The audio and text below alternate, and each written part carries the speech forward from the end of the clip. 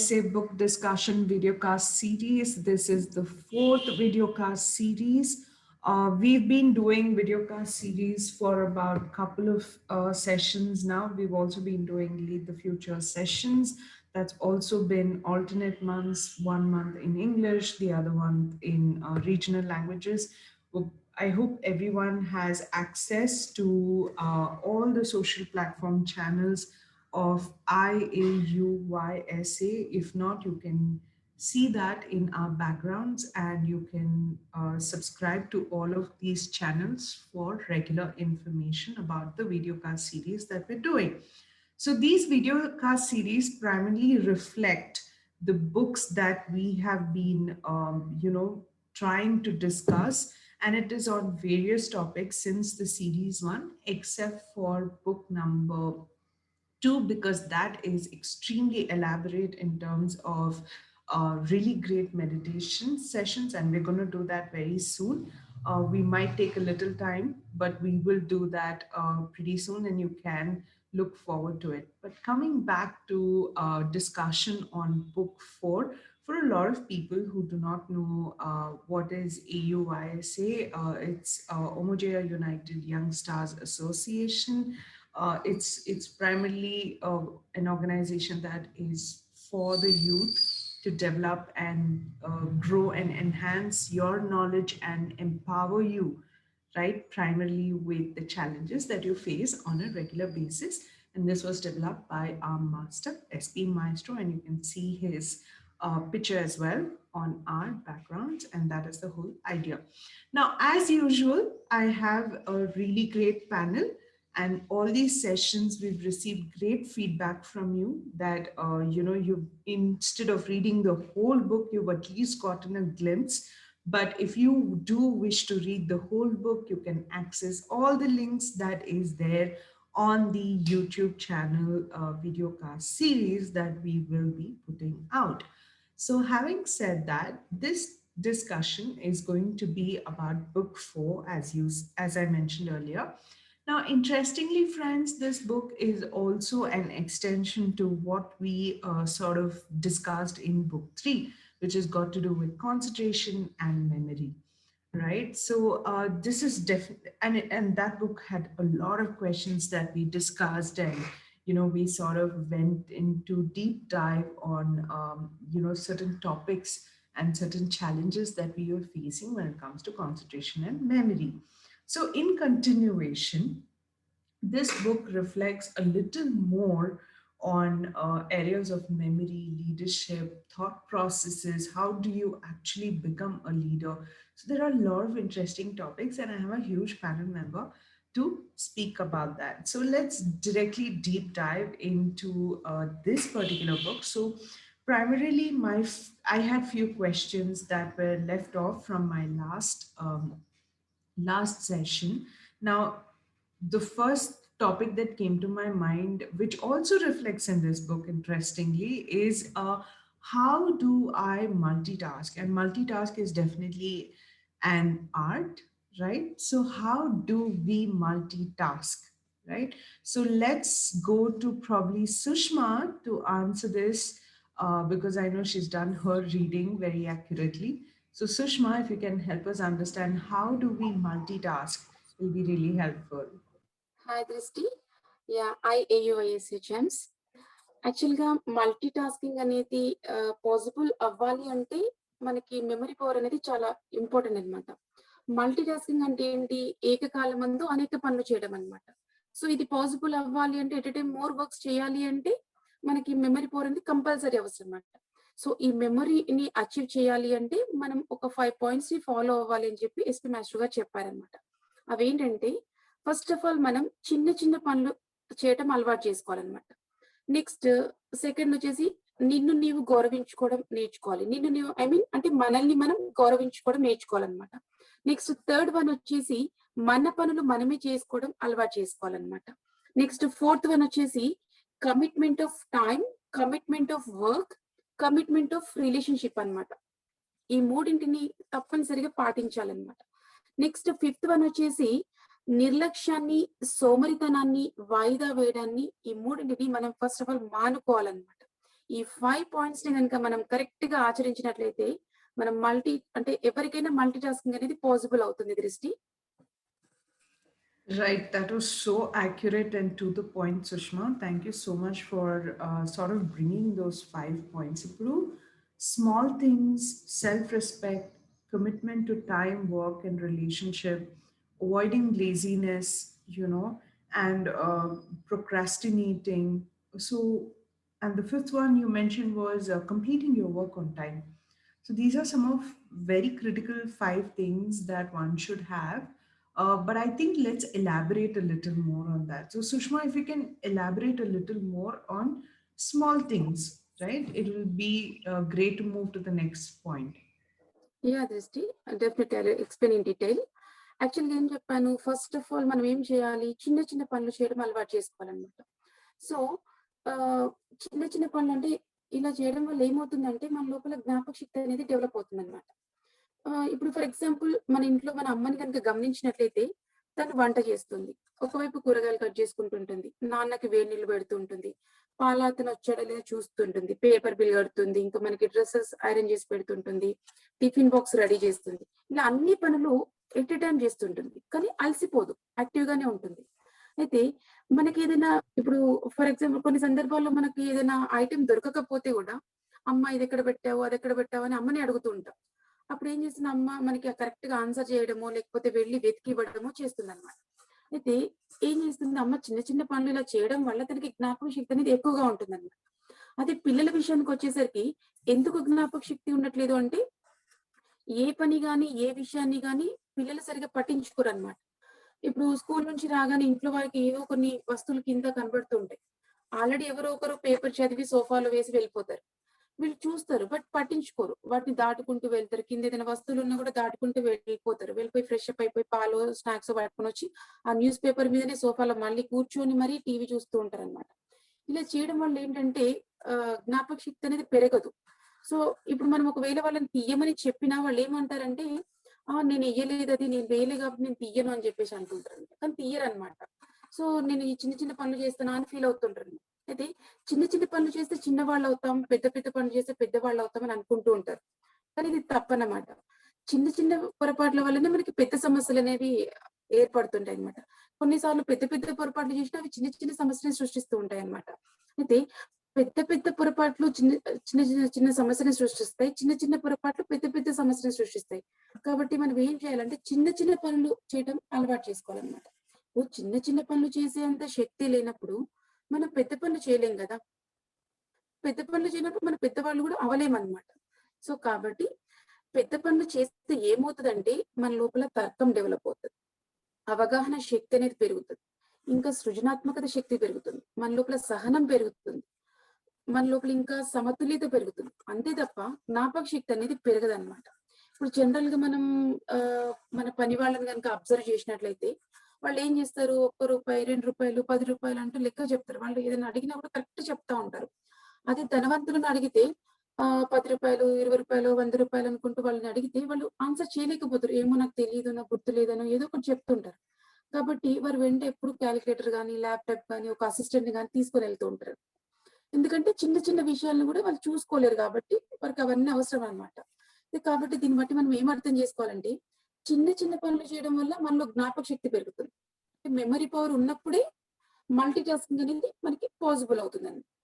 So, మనం first of all ఈ multi టాస్కింగ్‌కి first మనం ఫాలో అవ్వాల్సిందేంటి చిన్న చిన్న పనులు చేయడం అలవాటు చేసుకోవాలన్నమాట. యాహ్! అవును సుష్మా.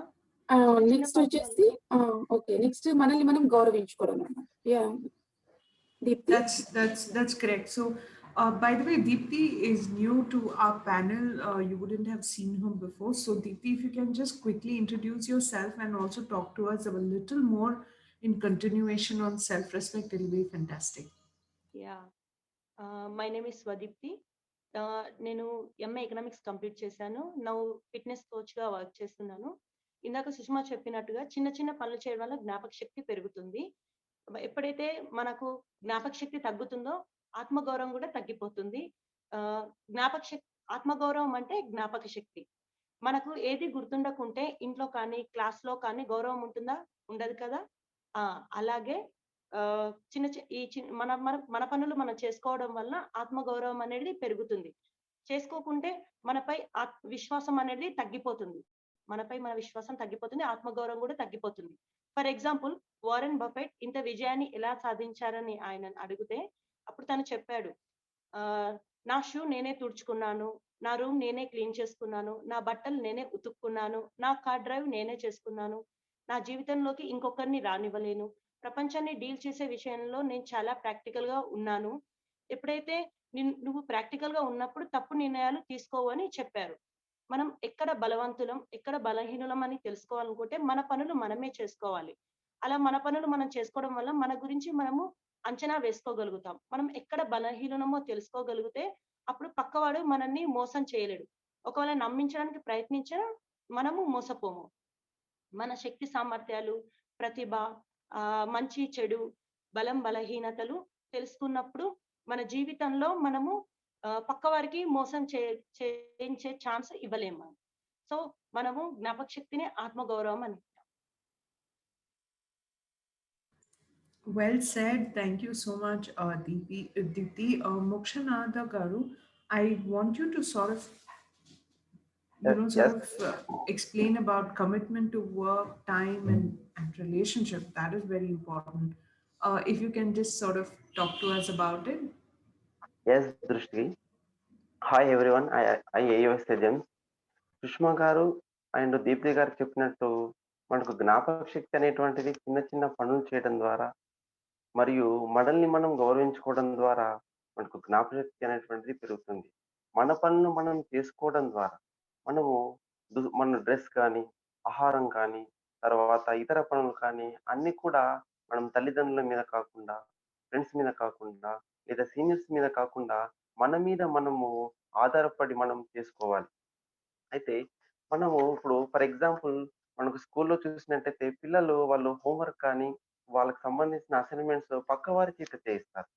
ఇక్కడ పక్కవారి చేత చేయించడం వల్ల ఏమవుతుందంటే, ఆ పక్కవారికి అవి చేయడం వల్ల వారికి నాలెడ్జ్ వస్తుంది. దాని మీద ఉన్నటువంటి కనెక్టివ్ వారికవుతుంది. కాబట్టి ఇక్కడ ఏమవుతుంది, మన పనులు పక్కవారు చేయడం వల్ల మనకు లాభం లేదు. ఇక్కడ మనకి ఎలాంటి యూజ్ లేదు. ఎప్పుడు కూడా మన పనులు మనమే చేసుకోవాలి. ఇతరుల చేత చేయించకూడదు. మనము ఇతరుల పనులు చేయకూడదు. ఎందుకు అంటే, మనం పనులు చేసుకునేటప్పుడు ఇతరుల పనులు చేయలేం కదా! ఇతరుల పనులు చేసేటప్పుడు మన పనులు మనం చేసుకోలేం. కాబట్టి ఇక్కడ ఎస్‌పీ మాస్టరు ఈ బుక్ ద్వారా ఏం చెప్పాలనుకుంటున్నారంటే, నీ పనులు నువ్వు చేసుకోవడం ద్వారా నీకు నాలెడ్జ్ ఇంప్రూవ్ అవుతుంది. నీ పనులు చేసుకోవడం ద్వారా నువ్వు ఇక్కడ సమాజంతోటి క్రియేటివిటీ ఏర్పడుతుంది. వారితో కనెక్ట్ ఏర్పడుతుంది. కాబట్టి ఇక్కడ నీ పనులు నువ్వు చేసుకోవాలి. నీ పనులు నువ్వు చేసుకోవడం ద్వారా నీకు నాలెడ్జ్ అనేది పెరుగుతుంది కాబట్టి, నువ్వు మనకు ఇక్కడ పక్క వాళ్ళ పనులు చేయకూడదు. కాబట్టి నువ్వు ఒక్కోసారి ఆలోచించాలి. నువ్వు ఆలోచించి ఒక లిస్ట్ తయారు చేసుకుంటే, నువ్వు ఏంటిదనేటువంటిది బాగా ఆలోచిస్తే నీకు అర్థమవుతుంది. నీ బలహీనతలేంటి? నీ బలం ఏంటిదో అర్థమవుతుంది. ఒకవేళ నీ బలం అనేది ఏమో అర్థమైతే నువ్వేం చేయాలో నీకు అర్థమవుతుంది. నీ బలహీనతలు నీకు అర్థమైందనుకో, నువ్వు పక్కవారితో ఏం చేయాలనేటువంటిది అర్థమవుతుంది. కాబట్టి నీ పనులు నువ్వు చేసుకోవడానికి ప్రయత్నం చేయాలి. నీ పనులు చేసుకోవడం ద్వారా నీకు జ్ఞాపక శక్తి అనేటువంటిది ఇంప్రూవ్ అవుతుంది. పక్కవారి మీద ఆధారపడకపోతే, పక్కవారికి నీ పనులు చెప్పకపోవడం ద్వారా నీకు ఇక్కడ జ్ఞాపకశక్తి ఇంప్రూవ్ అయ్యి నీకు దాంట్లో నాలెడ్జ్ పెరుగుతుంది. That's fantastic. Thank you so much, Mokshanada. Ishwar, can I bring you on this point on point number 4, avoiding laziness, procrastination? How do we do that? Yeah. Actually, it's about the fourth point is about the commitment of work, commitment of time, and commitment of relationship. So Mokshanath గారు చాలా బాగా చెప్పారు. Like మన పనులు మనమే చేసుకోవాలి అనే విషయము చాలా బాగా చెప్పారు. సో ఆ పాయింట్ ఇక్కడ కమిట్మెంట్ ఆఫ్ టైంలో మనకి యూజ్ అవుతుంది. లైక్ మన పనులు మనం చేసుకోవాలంటే ఒక పర్ఫెక్ట్ టైం టేబుల్ అనేది ఫాలో అవ్వాలి. పర్ఫెక్ట్ టైం టేబుల్ ఫాలో అవ్వకపోతే మన పనులను మనము కరెక్ట్గా ఫాలో అవ్వాలి. డిలే అయిపోతుంటాయి వర్క్స్ అనేవి. సో ఒక చిన్న ఎగ్జాంపుల్, లైక్ మాక్సిమం యూత్ ఈ ప్రాబ్లమ్ని ఫేస్ చేస్తుంటారు. లైక్ కాలేజ్లో కానీ స్కూల్లో కానీ సార్ చెప్పినంతసేపు చాలా బాగా అర్థమవుతుంది. కానీ ఏమవుతుంది, సార్ బయటికి వెళ్ళిపోగానే ఒకసారి మళ్ళీ బుక్ ఓపెన్ చేసి చూస్తే అంత కొత్తగా అనిపిస్తుంది. అరే ఏంటి సార్ చెప్పారు కదా నాకు ఎందుకు గుర్తులేదు అని చాలా మంది అనుకుంటూ ఉంటారు. అయితే మాస్టర్ దానికి అసలు ప్రాబ్లం ఎక్కడి నుంచి స్టార్ట్ అవుతుందంటే, మీరు ఒక టైం అనుకుంటారు, ఒక పని చేయాలనుకుంటారు, కానీ అది చేయకుండా డిలే చేస్తారు కదా, అక్కడి నుంచి మీకు లాజిక్ అనేది డౌన్ అవుతూ ఉంటుంది. లైక్ ఇప్పుడు మార్నింగ్ 6 o'clock లేయాలనుకుంటాం మనం, కానీ డిలే చేసి పర్వాలేదు అని 8 o'clock లేస్తాం. అక్కడ టైం గ్యాప్ వచ్చేస్తుంది. లైక్ నీ వర్క్స్ అనేవి అక్కడి నుంచి డిలే అయిపోతుంటాయి. డిలే అవ్వడం వల్ల ఏమవుతుంది, మనలో లాజిక్ అనేది డౌన్ అవుతుంది. లాజిక్ డౌన్ అవుతే ఏమవుతుంది, మనము దాని మీద కరెక్ట్ కాన్సన్ట్రేట్ చేయలేము. సో మాస్టర్ ఏం చెప్పారంటే, పర్ఫెక్ట్ టైం అనేది మనం ఫాలో అవ్వాలి. వీ షుడ్ హ్యావ్ పంక్చువాలిటీ ఉండాలంటే ఒక టైం టేబుల్ అనేది మనం సెట్ చేసుకోవాలి. టైం టేబుల్ ఫాలో అవుతూ ఉండాలి మనం. మాక్సిమం అందరం లైఫ్లో ఒక్కసారైనా టైం టేబుల్ అనేది ప్రిపేర్ చేసుకుంటాం. ఎందుకంటే చిన్నప్పటి నుంచి స్కూల్లో టీచర్స్ అందరు చెప్తూ ఉంటారు, టైం టేబుల్ చేసుకోవాలి, ఫాలో అవ్వాలి అని చాలాసార్లు చెప్తారు. సో మనం ఫాలో అవుతాం. ఎన్ని రోజుల వరకు? మాక్సిమం ఒక 2-3 డేస్ వరకు అంతే. ప్రిపేర్ చేస్తున్నప్పుడు ఖచ్చితంగా ఫాలో అవ్వాలని కాన్ఫిడెన్స్తో ప్రిపేర్ చేస్తాం. కానీ ఏమవుతుంది, ఒక 2 డేస్ తర్వాత మనం రిస్ట్రిక్షన్స్ పెట్టుకుంటాం. కొన్ని తీసేస్తాం. అబ్బా వద్దులే, మార్నింగ్ కొంచెం లేట్గా లేద్దాము, కొంచెం ఎక్కువసేపు ఆడుకుందాము, ఓకే వద్దులే అని అలాగా స్కెడ్యూల్ అనేది మొత్తం మారిపోతుంటుంది. ఒక 10 days అయ్యాక మర్చిపోతాం అసలు టైం టేబుల్ అనేది ఒకటి ఉందని. సో ఇలా జరుగుతుంది. మనం టైం టేబుల్ అనేది కరెక్ట్గా ఫాలో అవ్వాలి. అవ్వకపోతే ఏమవుతుందంటే, మనకి ప్రాక్టీస్కి టైం ఉండదు. ఏదైనా ప్రాక్టీస్ చేయాలన్నా టైం ఉండదు మనకి. ప్రాక్టీస్ లేకపోతే ఏమవుతుందంటే, జ్ఞాపక శక్తి తగ్గిపోతుంది, మెమరీ అనేది తగ్గిపోతుంటుంది. సో టైం టేబుల్ అనేది very important. We need to follow it to have a commitment of time. So next వచ్చి commitment on work. Commitment on work అంటే ఏంటి? ఒక పని చేయాలనుకుంటే అదే పని చేయాలి, వేరే పనులు ఏం చేయకూడదు. ఓకే, మనము చాలా సార్లు ఏం చేస్తామంటే, ఒక పని అనుకుని వెళ్తాం కానీ అది కాకుండా వేరే పనులను చేస్తాం. లైక్ ఇప్పుడు సూపర్ మార్కెట్కి వెళ్తాము, ఏదో కొనుక్కోవడానికి వెళ్తాము. వెళ్ళగానే మీకు చాలా ఐటమ్స్ కనిపిస్తాయి. సూపర్ మార్కెట్ అనగానే అన్ని తీసుకుంటాము. అరే అది బాగుంది, ఇది బాగుంది, ఇది బాగుంది అని అన్ని సెలెక్ట్ చేసుకుంటాము. కానీ కొనుక్కోవాల్సింది కొనుక్కోము. మనం క్యాష్ కౌంటర్ దగ్గరికి వెళ్ళాక అసలు ఎందుకు వచ్చాను సూపర్ మార్కెట్కి, ఓకే ఇది కొనుక్కోవడానికి కదా అని అప్పుడు గుర్తొచ్చి వెళ్తాం. కానీ అప్పటి వరకు మనకు గుర్తుండదు. అంటే కమిట్మెంట్ ఆఫ్ వర్క్ లేదు మనకు అక్కడ. లైక్ మనం మర్చిపోతాం, అసలు ఎందుకు వచ్చామనేది కూడా మర్చిపోతాం మనం. సో మాస్టర్ ఏం చెప్పారంటే, మనకి వర్క్ మీద ఒక పర్ఫెక్ట్ కమిట్మెంట్ అనేది ఉండాలి అంటే, మనకి వర్క్ మీద ఇష్టం ఉండకూడదు. లైక్ ఉండాలి అంటే ఇలాగా ఇష్టం ఉండాలి, లేకపోతే ఆసక్తి ఉండాలి, ప్రేమ ఉండాలి అని కాదు. You must be spontaneous while doing work. Like ఇప్పుడు నువ్వు ఏ వర్క్ చేయాలన్నా స్పాంటేనియస్ గా ఉన్నావు అనుకో, నీ మీద స్ట్రెస్ ఉండదు ఎక్కువ. లైక్ ఒక ఎగ్జాంపుల్ చెప్పారు, బైక్ నడుపుతున్నప్పుడు నువ్వు ఒకేసారి క్లచ్ నొక్కుతావు, గేర్ వేస్తావు, బ్రేక్స్ నొక్కుతావు. అలాగే నీ చుట్టుపక్కల అమ్మాయిలు ఉంటే అమ్మాయిలు తగ్గట్టు మన ఎక్స్ప్రెషన్స్, మన బైక్ రైడింగ్ స్టైల్ అంతా మారిపోతుంది. ఒకవేళ అబ్బాయిలు ఉంటే నార్మల్ గా వెళ్తూ ఉంటాం, ఎవరు లేకపోతే మన ఫ్రీగా మనం వెళ్ళిపోతుంటాం.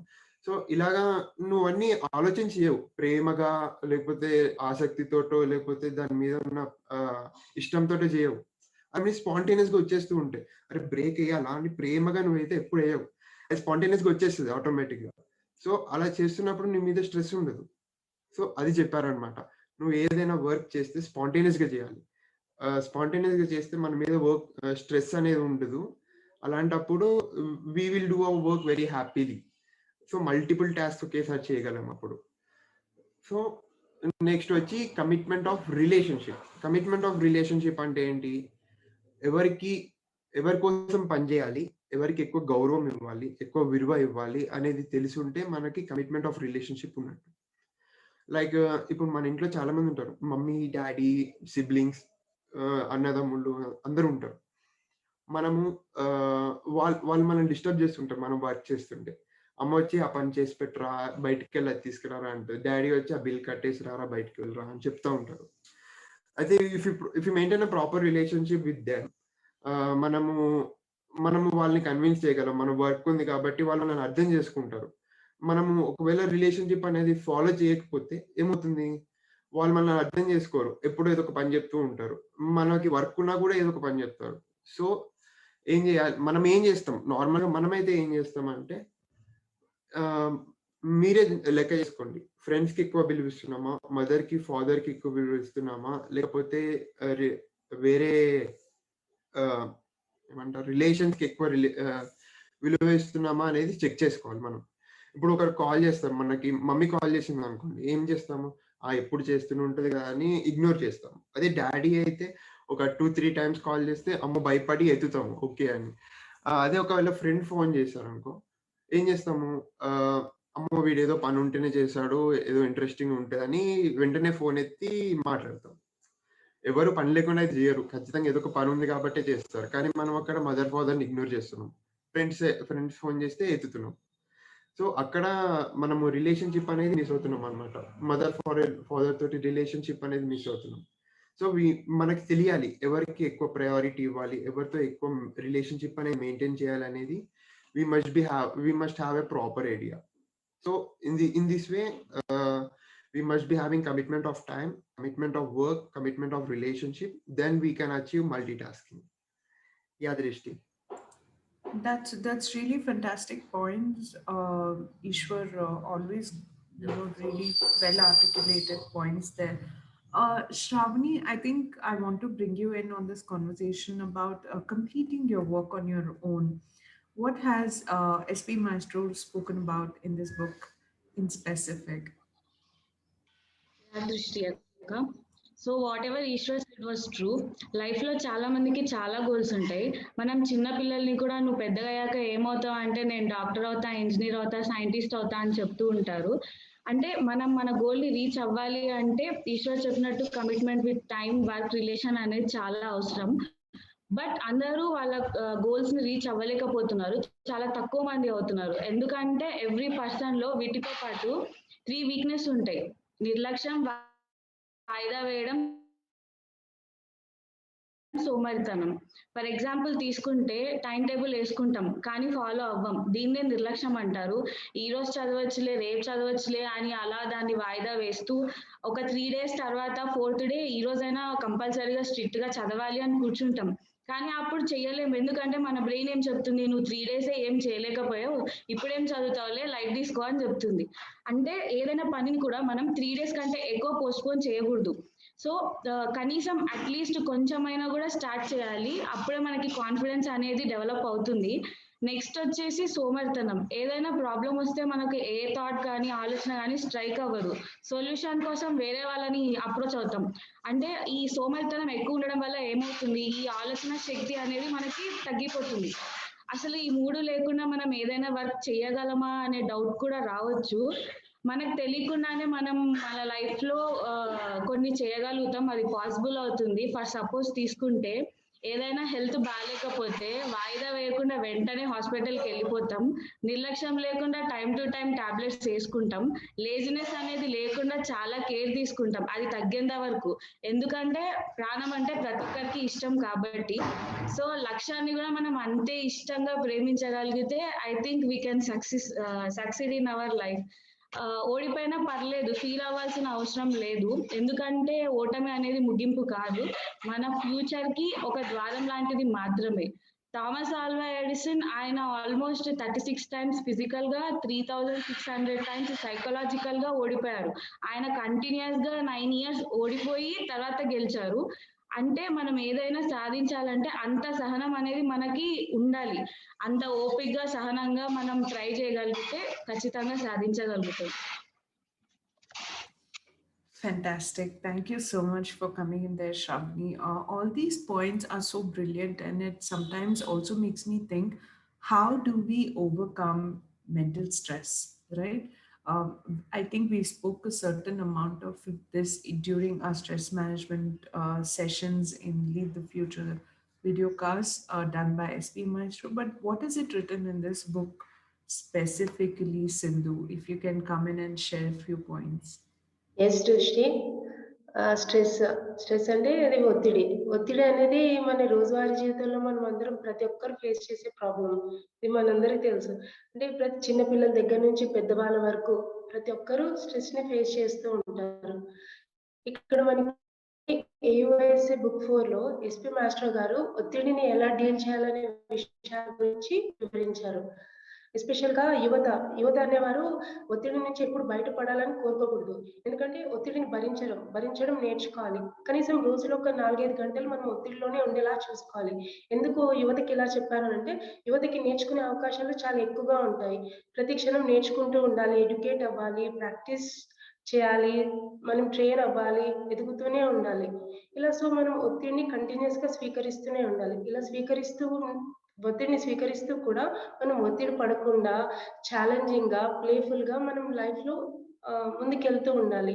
ఇప్పుడు ఫర్ ఎగ్జాంపుల్ మనకి ఏదైనా ఒక విషయంలో మనకి ఒత్తిడి బాగా వస్తుంది అనుకోండి. అప్పుడు మనం ఏం చేయాలంటే దాని విషయంలో మనం దాన్ని హేళన చేస్తుండాలి. అంటే ఫన్ గా, జాయ్‌ఫుల్ గా మనం ఆ విషయాన్ని చూసినప్పుడు ఒత్తిడి అనేది మనకి తగ్గుతుంది.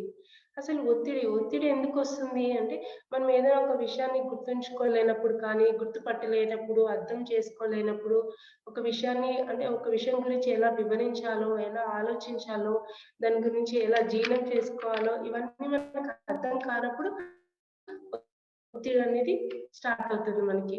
ఇప్పుడు ఒక ఎగ్జాంపుల్ చూద్దాం. ఇప్పుడు డైలీ మనం కాలేజ్‌కి వెళ్తున్నాం. కాలేజో లేకపోతే స్కూలో లేకపోతే ఏదైనా మనం ఆఫీస్‌కో డైలీ వెళ్తూ ఉంటాం కదా! ఇలా వెళ్తున్నప్పుడు డైలీ వెళ్తూ వస్తూ ఉంటాం. వచ్చేటప్పుడు అలా జరిగే ప్రాసెస్‌లో మనకి ఏదైనా ఒత్తిడి ఉంటుందా? ఒత్తిడి ఉండదు. ఎందుకంటే అది మనకి తెలిసిన రూటే. మనం రోజు తెలిసిన వర్క్ చేస్తుంటాం. మనకు తెలిసిన స్కూలో లేకపోతే ఆఫీసు మనకేమీ ఒత్తిడి ఉండదు. అలా కాకుండా ఏదైనా కొత్త ప్లేస్‌లో మనని వదిలిపెట్టారు. అంటే ఒక కొత్త డెస్టినేషన్ ఇచ్చి ఆ ప్లేస్‌కి వెళ్ళాలి అని చెప్పేసి మనకి ఏమీ తెలియని ఒక రూట్‌లో వదిలేశారు. అక్కడి నుంచి మనం రీచ్ కావాలని చెప్పారనుకోండి. అప్పుడు ఏమవుతుంది? సడెన్‌గా మనకి మైండ్ కన్‌ఫ్యూజ్ అవుతుంది. అండ్ ఒత్తిడి అనేది అక్కడ స్టార్ట్ అవుతుంది. సో మనకి ఏదైనా తెలియనప్పుడు, ఏదైనా అర్థం కానప్పుడు ఒత్తిడి అనేది కామన్‌గా జరుగుతుంది. ఈ ఒత్తిడిని తగ్గించుకోవడానికి మనకి బుక్‌లో ఎస్‌పీ మాస్టర్ గారు కొన్ని విషయాలు నేర్చుకోవాలని చెప్పారు. అవేంటి అంటే, మొదటిగా మన లైఫ్‌లో మనం ఎక్కువ సమాచారాన్ని స్వీకరించాలి. ఇలా స్వీకరించినప్పుడు ఒత్తిడి అనేది తగ్గుతుంది. అండ్ రెండవ విషయం వచ్చేసి మన నాలెడ్జ్‌ని ఎక్కువగా పెంచుకోవాలి. అండ్ మూడో విషయం ఏంటంటే, మనం ఎక్కువగా ప్రాక్టీస్ చేయాలి. సో మనం బాగా సమాచారాన్ని స్వీకరించినప్పుడు కానీ అండ్ నాలెడ్జ్ పెంచుకుంటే అండ్ ప్రాక్టీస్ చేసినప్పుడు ఒత్తిడి అనేది ఆటోమేటిక్‌గా తగ్గుతుంది. సో ఒత్తిడిని ఇలా డీల్ చేయొచ్చు అని చెప్పారు. అండ్ ఒత్తిడి గురించి ఇలా కూడా చెప్పారు. ఇప్పుడు మన శక్తి తక్కువయ్యి కోరిక ఎక్కువైనప్పుడు కూడా మనకి ఒత్తిడి వస్తుంది. గమనించండి.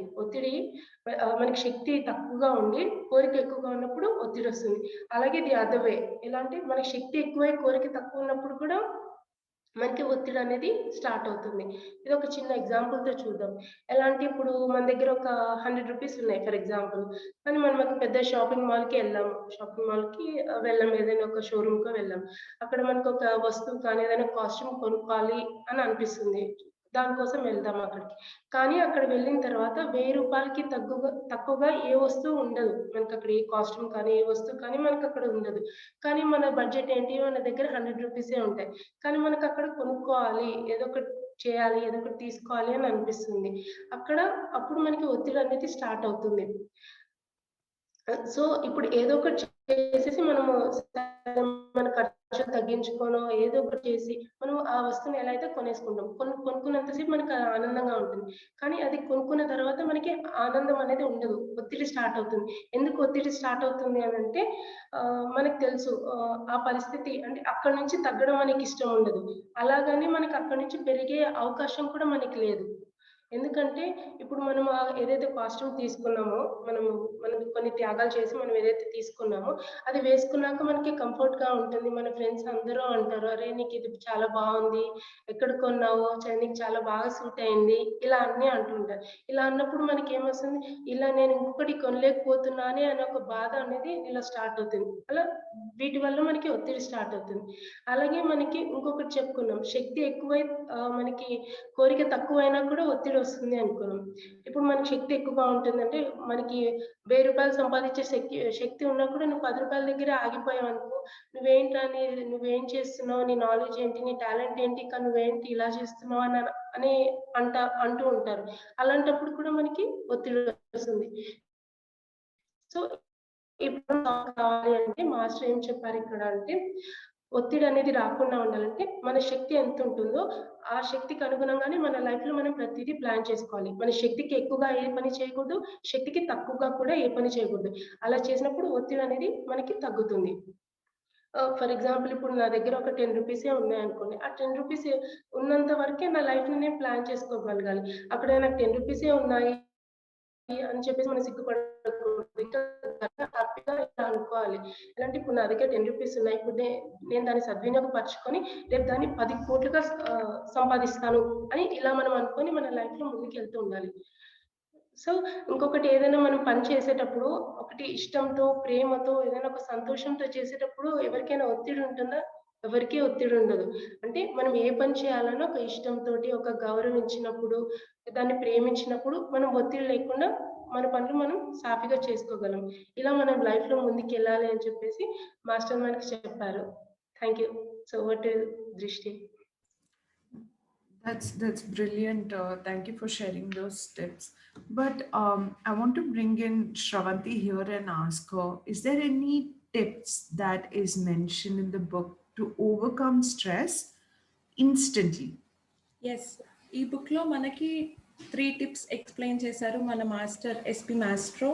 యాక్చువల్లీ మనం స్ట్రెస్కి లోన్ అవుతున్నామంటేనే మన నర్వ్స్కి దాన్ని తట్టుకునే శక్తి చాలా తక్కువగా ఉంది అని అర్థం. సో అలాంటప్పుడే మన బాడీకి ఆక్సిజన్ అనేది ఇంకా ఎక్కువ అవసరం.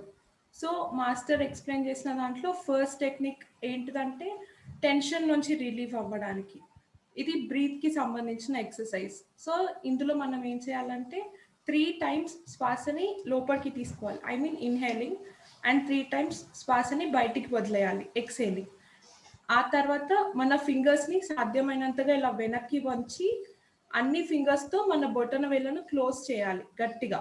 ఇలా చేస్తే మనం టెన్షన్ నుంచి ఇన్స్టెంట్గా రిలీవ్ అవ్వచ్చు. అండ్ మాస్టర్ ఎక్స్ప్లెయిన్ చేసిన దాంట్లో సెకండ్ టెక్నిక్ వచ్చేసి over tensed or over stressed situations నుంచి ఓవర్కమ్ అవ్వడానికి. ఇందులో మనం ఏం చేయాలంటే మన కనుబొమ్మల ఐబ్రోస్ని ఇలా గట్టిగా ప్రెస్ చేసుకోవాలి. ఇలా చేసినప్పుడు మన మైండ్ వెంటనే ఫ్రెష్ అవుతుంది. ఆ తర్వాత మన ఐబాల్స్ని రైట్ నుంచి లెఫ్ట్, లెఫ్ట్ నుంచి రైట్ స్పీడ్గా తిప్పాలి. ఆ తర్వాత ఐబాల్స్ని clockwise 3 times, anti clockwise 3 times తిప్పాలి. చేసిన తర్వాత రిలాక్స్డ్గా కొద్దిసేపు కూర్చోవాలి, like meditation or whatever, కొద్దిసేపు అలా ప్రశాంతంగా కూర్చోవాలి. ఇలా చేసినప్పుడు మనకి ఇన్స్టెంట్గా ఆ ఓవర్ స్ట్రెస్డ్ సిచ్యువేషన్స్లో నుంచి మనం చాలా లైట్ వెయిటెడ్గా అయిపోతాం. Next third technique. జనరల్గా మన హ్యూమన్ బాడీలో టెన్షన్ స్టోర్ చేసుకునే ప్లేసెస్ 5. ఒకటి కనుబొమ్మలు, కనుబొమ్మలు ఒకటి, మన చీక్స్, మన నోస్, మన మెడ వెనక భాగం అండ్ మన తల. సో అలాంటప్పుడు మనం ఏం చేయాలంటే మనకి బాగా బాధ వచ్చినప్పుడు, మనం బాగా డిప్రెస్లో ఉన్నప్పుడు ఏం చేయాలంటే మన ఐబ్రోస్ని ప్రెస్ చేసుకొని, మన చీక్స్ని ఇలా రబ్ చేసుకొని, నోస్ని ప్రెస్ చేసుకొని, ఆ తర్వాత ఫోర్ హెడ్ని రబ్ చేసుకొని, ఇలా ఫేస్ని ఇట్లా డౌన్ వైజ్గా క్లీన్ చేసుకున్నప్పుడు మనకి ఆ బాధ అనేది పోతుంది ఇన్స్టెంట్గా. ఇవన్నీ ఇన్స్టెంట్ టిప్స్. సో మన ఎస్పి మాస్టర్ ఈ బుక్లో ఈ 3 instant tips to relieve from tension, stress and మనకు బాగా బాధ వచ్చినప్పుడు అలాంటి సిచ్యువేషన్స్ అన్నిటినీ ఓవర్కమ్ అవ్వడానికి ఈ 3 టెక్నిక్స్ ఎక్స్ప్లెయిన్ చేశారు. Yeah, thank you. That's fantastic. Thank you so much, Shravanti. You always have the right flow of answers. I'm sure you've done all of the reading that you need to do before you come here. So thank you so much for sharing that. Aditi, I'll tell you a small incident that happened with me recently. Okay, I was studying. I mean, I did study well. I had an exam that I had to write recently. I studied well. I made sure I had my points. And guess what? It was an open book. So that means it is much more easier to write your exams, right? But at that point of time, when I was about to write my exams, right, I literally did not have a memory of what I was reading, what I was studying, what I had told myself, how I had made my points, etc. How do I overcome these kind of issues? I'm sure everybody must be going through this. Aditi, what is our master said in book 4 about this? Yes దృష్టి, మనం competitive exams రాసేటప్పుడన్నా, ఇంటర్వ్యూస్కి attend అయ్యేటప్పుడన్నా, exams రాస్తున్నప్పుడన్నా మనం చాలా బాగా prepare అవుతాం. ఇంకా pre planning తోటి ఒక schedule వేసుకుంటాము, ఒక టైం టేబుల్ పెట్టుకుంటాము, చాలా బాగా ప్రిపేర్ అవుతాము. అన్న సక్సెస్ వస్తుందో లేదో, అరే ఫెయిల్ అయిపోతామా అని చాలా టెన్షన్ వస్తుంది. ఎండ్ ఆఫ్ ద డే మళ్ళీ ఎగ్జామ్ ఇచ్చేటప్పుడు కూడా ఆ టెన్షన్ అనేది కలుగుతుంది. AYSA బుక్ 4లో ఎస్పీ మాస్ట్రో గారు ఏం చెప్పారంటే, ఈ టెన్షన్ అనేది మన బ్రెత్ శ్వాసలో ఉంటుందన్నమాట. ఈ టెన్షన్ ఓవర్కమ్ అవ్వడానికి ఒక యూస్ఫుల్ టెక్నిక్ చెప్పారు, చాలా యూస్ఫుల్ టెక్నిక్. ఏంటంటే 5 సెకండ్స్ చొప్పున ఒక శ్వాస లాగా 3 సార్లు శ్వాస లోపలికి తీసుకొని 3 సార్లు శ్వాస వదిలేయాలన్నమాట. ఇలా ఈ టెక్నిక్ని మనం ఎగ్జామ్ హాల్లో 1 నిమిషం పాటు చేయగలిగామంటే మన మైండ్ ఫ్రెష్ అవుతుంది. మన మైండ్ ఫ్రెష్ అయినప్పుడు మన మెమరీ సిస్టమ్ అనేది ఎక్స్పాండ్ అవుతుంది. దాని వలన మనం చదువుకుంది, మనం ప్రిపేర్ అయిందంతా మనకు గుర్తుండి మనం రైట్ వేగా ప్రెజెంట్ చేయగలుగుతాం. సో ఈ సింపుల్ టెక్నిక్ అనేది మనకి ఎగ్జామ్స్ రాసేటప్పుడు, కాంపిటేటివ్ ఎగ్జామ్స్కి వెళ్ళేటప్పుడు, మెయిన్ ఇంటర్వ్యూస్కి వెళ్ళేటప్పుడు, డిస్కషన్స్కి వెళ్ళేటప్పుడు చాలా బాగా యూస్ఫుల్ అవుతుంది దృష్టి. That's fantastic. Thank you so much, Aditi. It just randomly came to my head, so I asked you that question. I remember reading that somewhere in the book. So, Vamsi, again, another question that just sort of popped in my head is we're so caught up, as an individual about what others will say about me or being judged by others. It is not something that you can avoid. This is something that will happen. But I'll tell you the worst part that happens along with it. You lose your individuality, right? And that is so important for an individual, for anybody for that matter. So I want to bring you in and ask you about, how do we sort of react during these times? What is our master said in the book? Yes Drishti, ఈరోజు money stress కంటే, family stress కంటే, and education stress కంటే, mental stress అని సింధు గారు mention చేసింది, ఆ stress కంటే పక్కనోడు మన గురించి ఏమనుకుంటున్నాడు అనే స్ట్రెస్ ఎక్కువైపోయింది ఇప్పుడు అందరికి. So it's kind of self torturing our self. అరే పక్కనోడు ఏమనుకున్నాడు, మనం మంచిగా ఉన్నాడా లేదా అని చెప్పేసి. అండ్ ఇంకోటి, and one more thing, when you're doing good. So ఒకప్పుడు ఏంటంటే చెడు పని చేయాలంటే, తప్పు పని చేయాలంటే 100 సార్లు ఆలోచించేవాళ్ళు. కానీ ఇప్పుడు మంచి పని చేయాలంటే 100 సార్లు ఆలోచించాల్సిన సిచ్యువేషన్ వస్తుంది. ఎందుకు నేను మంచి చేస్తే వాడేమనుకుంటాడు, వీడేమనుకుంటాడు అనేది అనుకుంటాడు. సో ఇప్పుడు వాడే అనుకుంటున్నాడంటే, when someone is thinking he spending his time, తన లైఫ్లో తన వాల్యుబుల్ టైం మనం స్పెండ్ చేస్తున్నాడు. సో మనం గర్వపడాలి వాడిని అట్రాక్ట్ చేసినందుకు మనం. So let him think. And ఇంకోటి, if a person is giving value, అంటే మనకి మన అచీవ్మెంట్ చూసి మనకి ఎవరన్నా మనకి విలువ ఇస్తున్నారంటే వాడిని వెంటనే అవాయిడ్ చేయాలి. బికాజ్ ఏంటంటే అలాంటి వాళ్ళు మన లైఫ్లో ఎక్కువ ఉండరు. అలాంటి వాళ్ళని అవాయిడ్ చేయాలి. అండ్ 4 ఇంపార్టెంట్ పాయింట్స్ చెప్పారు ఈ బుక్ 4లో ఎస్పీ మాస్ట్రో గారు. So that you stop thinking about others and you start thinking about your self. దాని గురించి అంటే first of all don't expect too much from others. పక్క వాళ్ళ నుంచి టూ మచ్కి ఎక్స్పెక్ట్ చేయొద్దు. అమ్మో వాడు నన్ను ప్రేమించాలి, లేకపోతే వాడు నన్ను గౌరవించాలి, వాళ్ళు నాకు విలువ ఇవ్వాలి, ఇవన్నీ ఎక్స్పెక్ట్ చేయొద్దు. దీనివల్ల ఏంటంటే ఓవర్ స్ట్రెస్ అవుతుంది తప్ప టైం వేస్ట్, మన ఎనర్జీ వేస్ట్ తప్పించి ఇంకా వేరే ఏముండదు. కనుక దాన్ని అవాయిడ్ చేయండి. ఐఎమ్ ద పర్ఫెక్ట్ వన్, మనకి ఏదైతే మనం IAUYSA అండ్ ముందు అది గుర్తుపెట్టుకుంటే I'm the perfect one, I'm enough unto myself అనుకుంటే సరిపోతుంది. We no need to think about others. And next ఏంటంటే be answerable to your self. నీకు నువ్వు సమాధానం చెప్పుకుంటే సరిపోతుంది. అంతేగా పక్కన వాడికి సమాధానం చెప్పాలమో, వాడికి ఎలా సమాధానం చెప్పాలి, వాడిని ఎలా సాటిస్ఫై చేయాలి, ఇవన్నీ పెట్టుకోవద్దు. నేను సమాధానం చెప్పుకునేటట్టు నేను ఉన్నానా లేదా, నేను ఈరోజు వర్క్ చేశాను, నాకు సమాధానం చెప్పుకున్నట్టు నేను ఉన్నాను లేదా అనే పాయింట్ ఎక్కువ పెట్టుకుంటే అండ్ ఈ టైప్ ఆఫ్ స్ట్రెస్ని అవాయిడ్ చేయొచ్చు. అలాంటి మైండ్ సెట్ ఉన్న వాళ్ళని కూడా మనం అవాయిడ్ చేయొచ్చు. అంటే third point is be proud to your self. మనం గర్వంగా ఉండాలి, మనం చేసే పనిలో మనం గర్వంగా ఉండాలి, మనం ఆలోచించే ఆలోచనలతో గర్వంగా ఉండాలి. అండ్ మనం ఆఫ్టర్ 10 years మనం వెనక్కి తిరిగి చూసుకుంటే మనం చేసిన పనుల వల్ల మనకి గర్వం కలగాలి. అంటే ఎంత గర్వంగా ఉండాలంటే మన పిల్లలకు కూడా నేర్పించాలి. అంతే తప్పించి మనం గర్వంగా పనులు చేయకుండా పిల్లల్ని ఇది చేయి అది చేయి అనకూడదు. అంటే అది ఎలా ఉంటుందంటే, నువ్వు చేయలేదు కదా నాన్న, నేను ఎలా చేస్తానని చెప్పేసి అంటారు పిల్లలు. సో అలా కాకుండా మనం చేయాల్సిన పనులు ఎలా ఉండాలంటే, సో దట్ వాళ్ళకి మనం ఇన్స్పిరేషన్గా చూపించాలి అండ్ మనకి గర్వంగా కూడా ఉండేటట్టు ఉండాలి.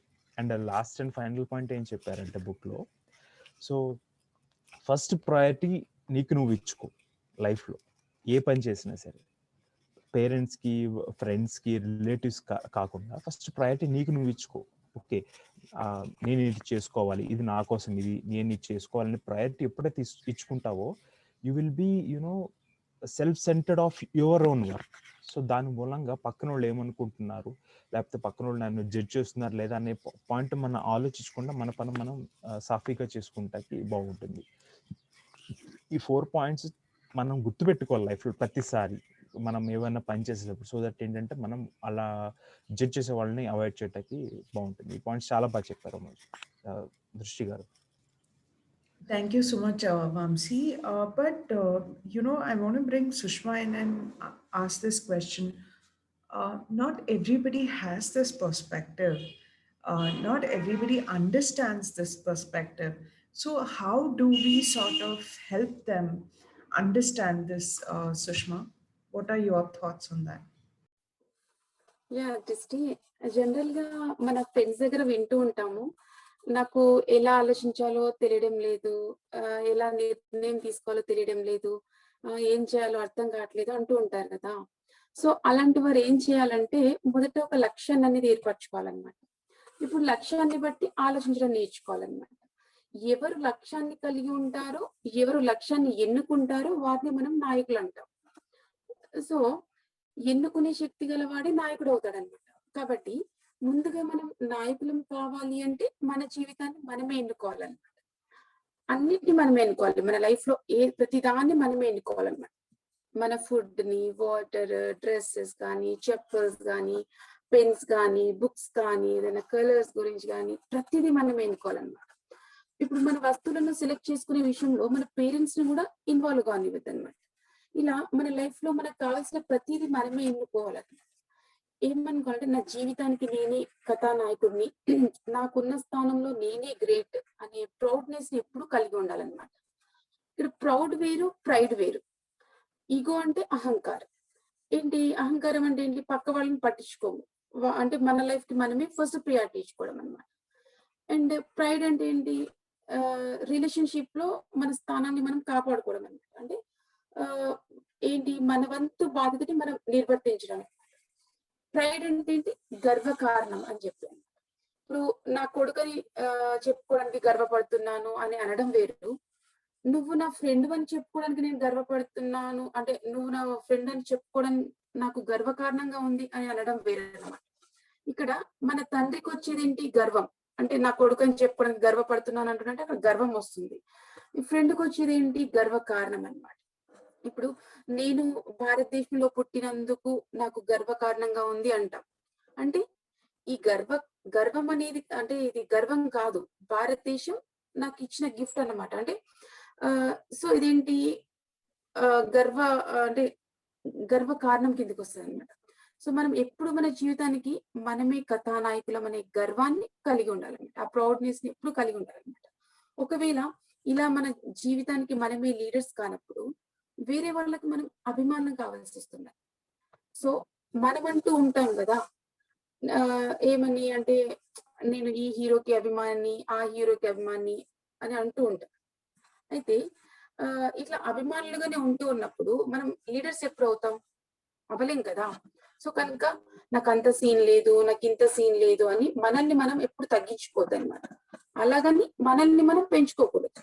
నా జీవితానికి నేనే కథానాయకుడిని, నా జీవితాన్ని ఎన్నుకునే అధికారం నాకే ఉంది, నా స్థానంలో నేనే గ్రేట్ అని ఎప్పుడు ఒక లక్ష్యాన్ని ఎన్నుకొని దాన్ని బట్టి ఆలోచించడం అలవాటు చేసుకోవాలి. మనకి మనం ప్రౌడ్ గా ఫీల్ అవ్వాలన్నమాట. ఇలా మాస్టర్ చాలా చక్కగా బుక్ 4 లో ఎక్స్ప్లెయిన్ చేశారు దిష్టి. That's brilliant. Actually, Sushma, you brought in a very good point. What really is the difference, between pride and proud? Deepti, can you come in and sort of help us understand this? Yeah.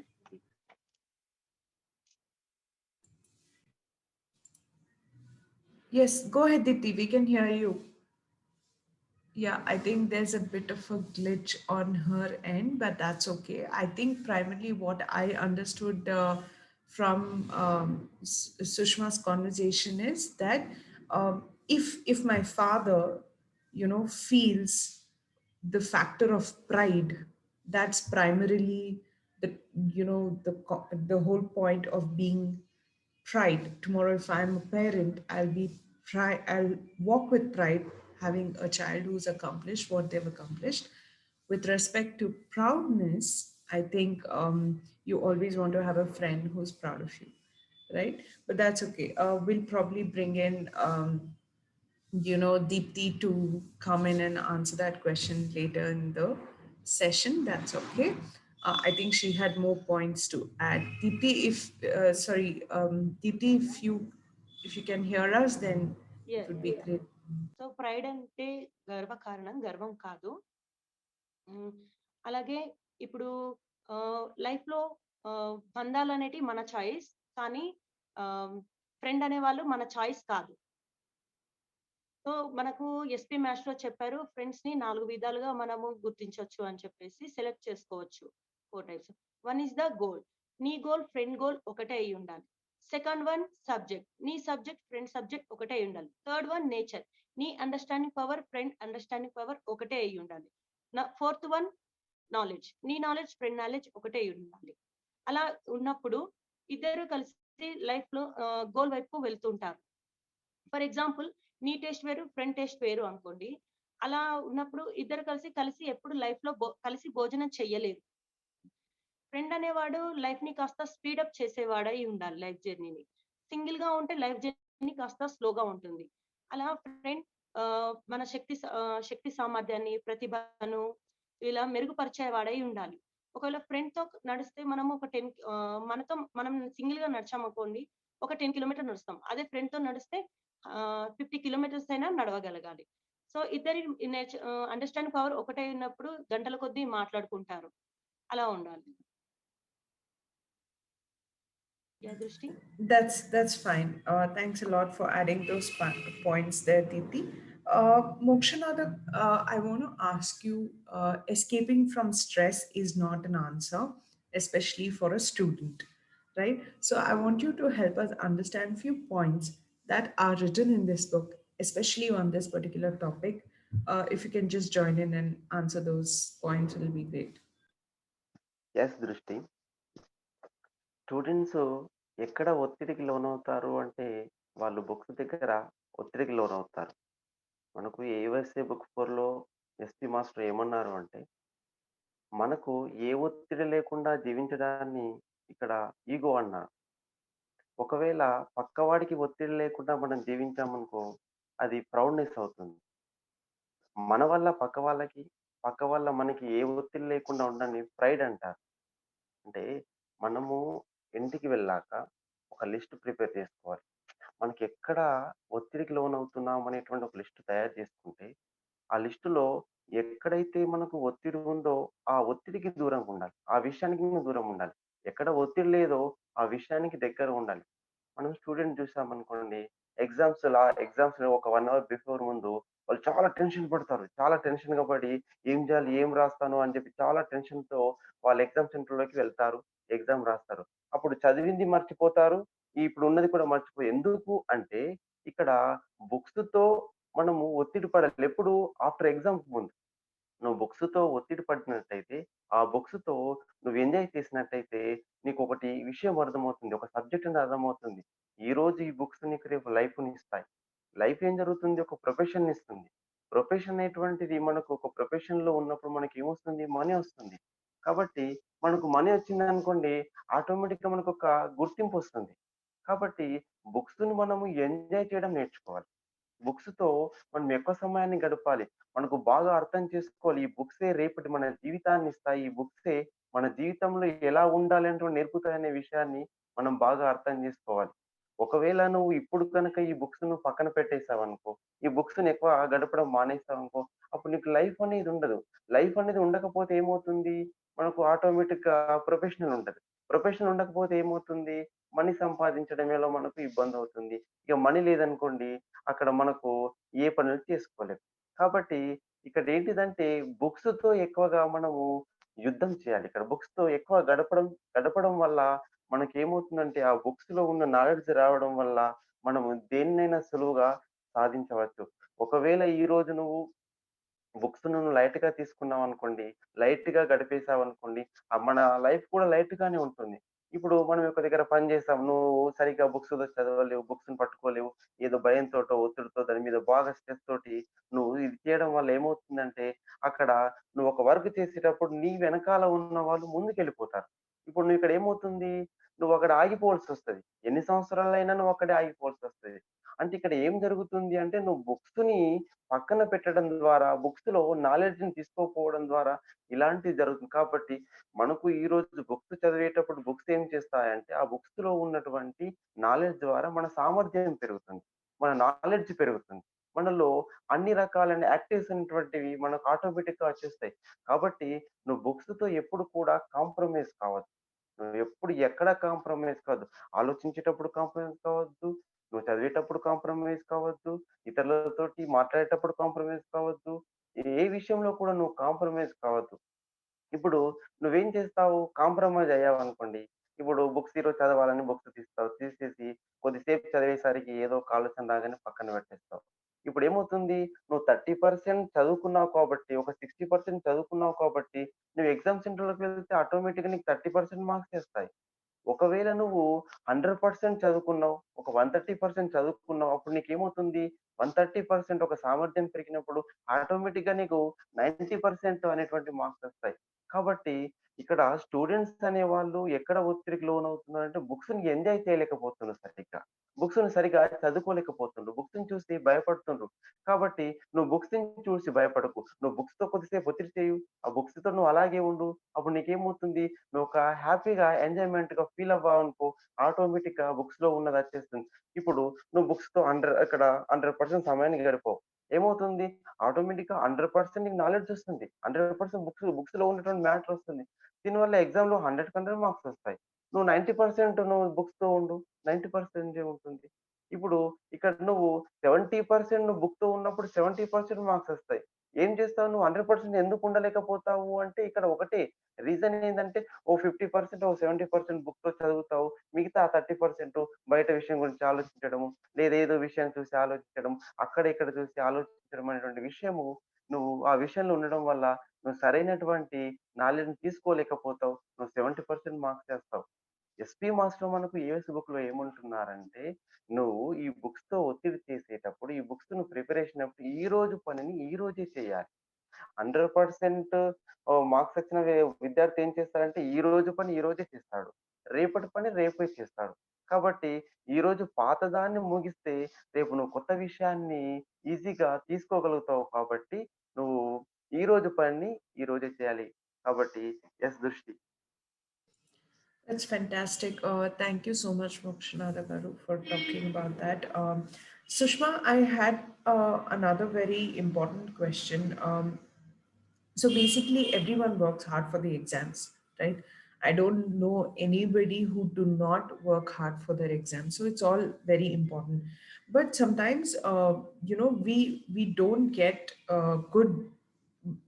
We don't get good recall during our exams. I think we discussed about it, but what is the reason for it? Why is that we go through that kind of a situation, Sushma?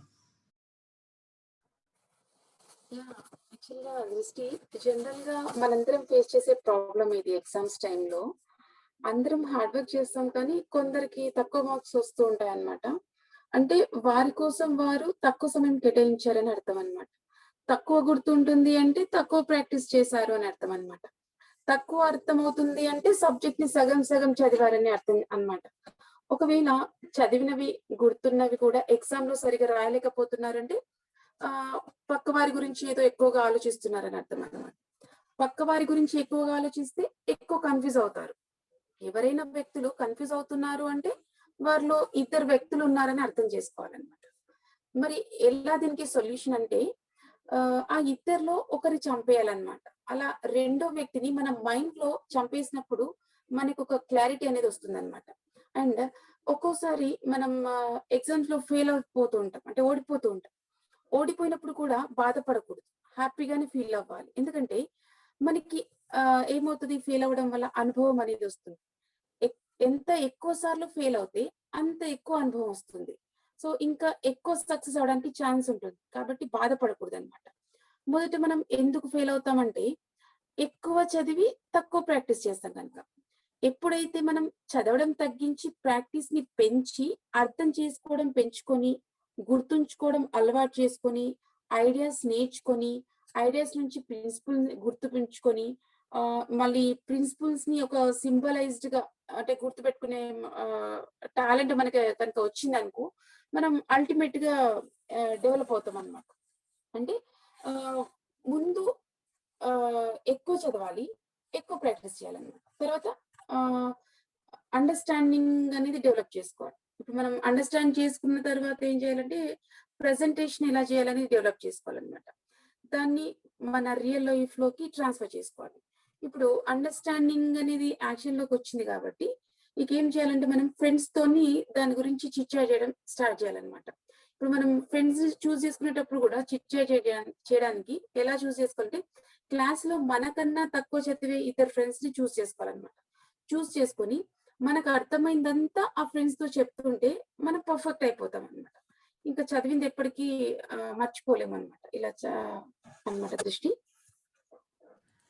Thank you, Sushma. That's really nice. Ishwar, I want to bring you on a question here that I was looking at when I was reading the book, especially.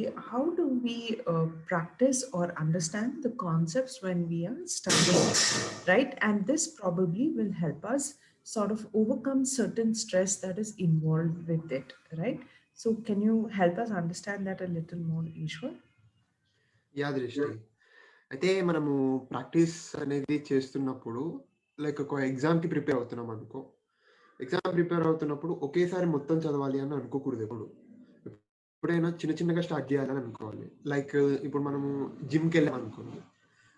జిమ్కి వెళ్ళగానే మనము weight lifting చేయాలి అని అనుకుంటే trainer ఒప్పుకోడు. నువ్వు first చిన్న చిన్న వార్మప్ ఎక్సర్సైజ్ చేశాకే తర్వాతే వెయిట్ లిఫ్టింగ్ లాంటి పెద్ద పెద్ద ఇస్తాడు వాడు. సో అలాగే మనము చదువుకున్నప్పుడు కూడా ఒకేసారి ఇంత చదివేయాలి, ఒకేసారి 10 క్వశ్చన్స్ ఒకేసారి చదివేయాలి అని ఇప్పుడు అనుకోకూడదు. మెల్లమెల్లగా చిన్న చిన్నగా ఒక్కొక్క క్వశ్చన్ చదువుకుంటూ వెళ్ళాలి. ఓకే. సో మాస్టర్ ఇక్కడ ఏం చెప్పారు అంటే మనము మన చాలా సబ్జెక్ట్స్ ఉంటాయి ఎగ్జామ్ ప్రిపేర్ అవుతున్నప్పుడు. సో మనము ఎలాంటి సబ్జెక్ట్ ఫస్ట్ చూస్ చేసుకోవాలి, ఎక్కడి నుంచి ఫస్ట్ స్టార్ట్ చేయాలి అని అంటే మనము నార్మల్గా ఏం చేస్తామంటే ఈజీ సబ్జెక్ట్ తీసేసుకుంటాం. ఈజీ సబ్జెక్ట్ తీసుకొని ఓకే తొందరగా అయిపోతుంది కదా, మ్యాక్సిమం పోర్షన్ కంప్లీట్ చేసేసుకుంటామని అనుకుంటాం. లేకపోతే హార్డ్ సబ్జెక్ట్ తీసుకుంటాం, మనకి రాని సబ్జెక్ట్ తీసుకుని ఓకే అది చదువుకుంటే మనం మిగతా తర్వాత మెల్లగా చదువుకోవచ్చు కదా అనుకుంటాం. కానీ అది తప్పు. ఈజీ సబ్జెక్ట్ చదివితే తర్వాత హార్డ్ సబ్జెక్ట్ చదివే ఇంట్రెస్ట్ ఉండదు. అదే ఫస్ట్ హార్డ్ సబ్జెక్ట్ స్టార్ట్ చేస్తే అసలు చదవాలని ఇంట్రెస్ట్ ఉండదు. సో ఏం చెప్పారు అంటే కొంచెం రాని సబ్జెక్ట్ అనేది ఒకటి ఉంటుంది, మనకి ఖచ్చితంగా ఒకటి ఉంటుంది. అంటే సగం అర్థమై సగం అర్థం కానిది అలాంటిది తీసుకున్నాం అనుకో, we will be having some interest on that. మనకి ఇంట్రెస్ట్ ఉంటుంది. అలాగే రాని పార్ట్ ని చదువుతున్నప్పుడు ఛాలెంజింగ్ గా తీసుకుంటాం. సో మనకి ఇంట్రెస్టింగ్ అండ్ ఛాలెంజింగ్ ఉంటుంది కాబట్టి అలాంటి సబ్జెక్ట్ నుంచి మనము మన ప్రాక్టీస్ అనేది స్టార్ట్ చేయాలి. అలాగే ఇంకోటి ఏం చెప్పారు అంటే మనము ఒక్కసారి ఇంత లిమిట్ అంటే ఇన్ని క్వశ్చన్స్ చదవాలి అని అనుకుంటే మధ్యలో ఎక్కడ ఆగకూడదు. అంటే ఆపేయకూడదు మొత్తానికి. మనం ఇన్ని క్వశ్చన్స్ చదవాలి అనుకున్నప్పుడు అది మొత్తం కంప్లీట్ చేసే వరకు మనము ఆగిపోకూడదు. కానీ మధ్యలో ఇంటర్వెల్స్ తీసుకోవచ్చు మనం. అంటే మనం అలసిపోతాం, కొన్ని క్వశ్చన్స్ చదివాక మనము అలసిపోతూ ఉంటాం. అలసిపోవచ్చు కానీ ఎప్పుడు ఆగిపోకూడదు. అలసిపోయినప్పుడు ఏం చేయాలి, మనం ఏదైనా షార్ట్ కట్ ఉందా, ఇది ఇంకా ఈజీగా అర్థం చేసుకునే వే ఉందా, లేకపోతే దీన్ని కొంచెం సింబలైజ్ గా చేసి లైక్ మనకి అర్థం చేసుకునే విధంగా ఏదైనా షార్ట్ కట్ వేస్ ఉన్నాయనేది వెతుక్కోవాలి. లేకపోతే అసలు ఆగడం అనేది తగ్గించుకుంటూ ఉండాలి. ఎందుకంటే ఎక్కువ సార్లు ఆగిపోతూ ఉంటే మనకి అసలు చదవాలని ఇంట్రెస్ట్ కూడా రాదు. సో ఆగడాలని తగ్గించుకోవాలి, లేకపోతే షార్ట్ కట్ వేస్ ఏమన్నా ఉన్నాయన్న చూసుకోవాలి. ఓకే. ఇంకోటి ఇక్కడ మనకి ప్రాక్టీస్ కి ఒక చాలా ఇంపార్టెంట్ అండ్ ఈజీ టెక్నిక్ చెప్పారు అనమాట. Like it's time taking but useful for the whole life, right? Okay. అయితే ఏం చెప్పారు అంటే మనము మన సామర్థ్యం ఏంటో చూసుకోవాలి ఫస్ట్. అంటే ఎన్ని క్వశ్చన్స్ చదవగలుగుతున్నాము. లైక్ ఇప్పుడు ఒక 2 క్వశ్చన్స్ చదువుతున్నాం, థర్డ్ క్వశ్చన్ చదివితే ఫస్ట్ మర్చిపోతున్నాం అనుకోండి, అప్పుడు ఏం చేయాలి అంటే ఫస్ట్ ఒక క్వశ్చన్ చదవాలి పర్ఫెక్ట్గా. పర్ఫెక్ట్ క్వశ్చన్ చదివి ఒక హాఫ్ అన్ అవర్ గ్యాప్ తీసుకుని సెకండ్ క్వశ్చన్ 2 క్వశ్చన్స్ చదవాలి. 2 క్వశ్చన్స్ చదివి మళ్ళీ ఒక హాఫ్ అన్ అవర్ గ్యాప్ తీసుకుని ఒకేసారి 3 క్వశ్చన్స్ చదివేయాలి. ఇప్పుడు మళ్ళీ ఒక హాఫ్ అన్ అవర్, ఇప్పుడు ఒక 1 అవర్ గ్యాప్ తీసుకోవాలి. 1 అవర్ గ్యాప్ తీసుకుని మళ్ళీ 1 క్వశ్చన్, మళ్ళీ half an hour gap 2 questions, half an hour gap 3 questions and again 1 hour gap. So ఇట్లాగా మనము కంటిన్యూస్గా ఒక 1 వీక్ ప్రాక్టీస్ చేయాలి. 1 వీక్ ప్రాక్టీస్ చేసిన తర్వాత 1 వీక్ తర్వాత ఏం చేయాలి, మళ్ళీ ఇప్పుడు మనము ఒకేసారి 3 క్వశ్చన్స్ చదవాలి. 3 చదివి half an hour gap 2 questions, half an hour gap 1 question and now 1 hour gap and start with 4 questions, right? So ఈ విధంగా మనము ప్రాక్టీస్ చేసుకుంటూ ఒక 5 months కనుక మనం ప్రాక్టీస్ చేస్తే at a time we can grasp up to 50 to 100 pages in a book. Okay, so ఇది చాలా important and very useful technique మనకు చెప్పింది. లైక్ మనం ఒకేసారి ఎక్కువ చదవాలి అని అనుకున్నప్పుడు ఈ టెక్నిక్ కనుక మనం ఫాలో అయ్యి ఉంటే we can grasp more amount of knowledge at a time, right?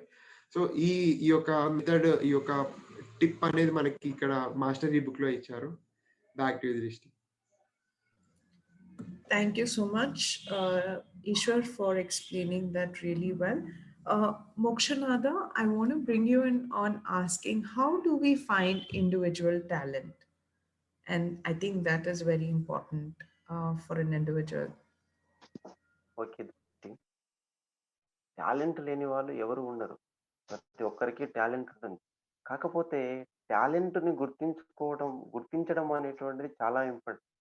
ఈ రోజుల్లో చాలా మంది తమ టాలెంట్ తాము గుర్తించుకోలేక తమ జీవితం, తన లైఫ్ను ఏదో గడిపేయాలని గడిపిస్తున్నారు తప్ప తాము ఒక అర్థవంతమైన జీవితాన్ని గడపట్లేదు. ఎందుకంటే టాలెంట్ నువ్వు గుర్తిస్తే ఈ ప్రపంచం గుర్తిస్తుంది. నువ్వు టాలెంట్ గుర్తించకపోతే ఈ ప్రపంచం గుర్తించలేదు నీ టాలెంట్ని. ఎస్పీ మాస్టర్ మనకు ఈ బుక్ లో ఏమంటున్నారంటే, నువ్వు దేని విషయంలో ఎక్కువగా సెన్సిటివ్ గా ఉంటావో అదే నీ టాలెంట్. ఫర్ ఎగ్జాంపుల్, ఒక వ్యక్తి ఉన్నాడు, ఆ వ్యక్తి బాగా గుర్తించుకోలేడు, అంటే గుర్తించుకోవడం అతని టాలెంట్. ఇప్పుడు అతను అన్ని గుర్తుంచుకుంటాడు, అవసరమని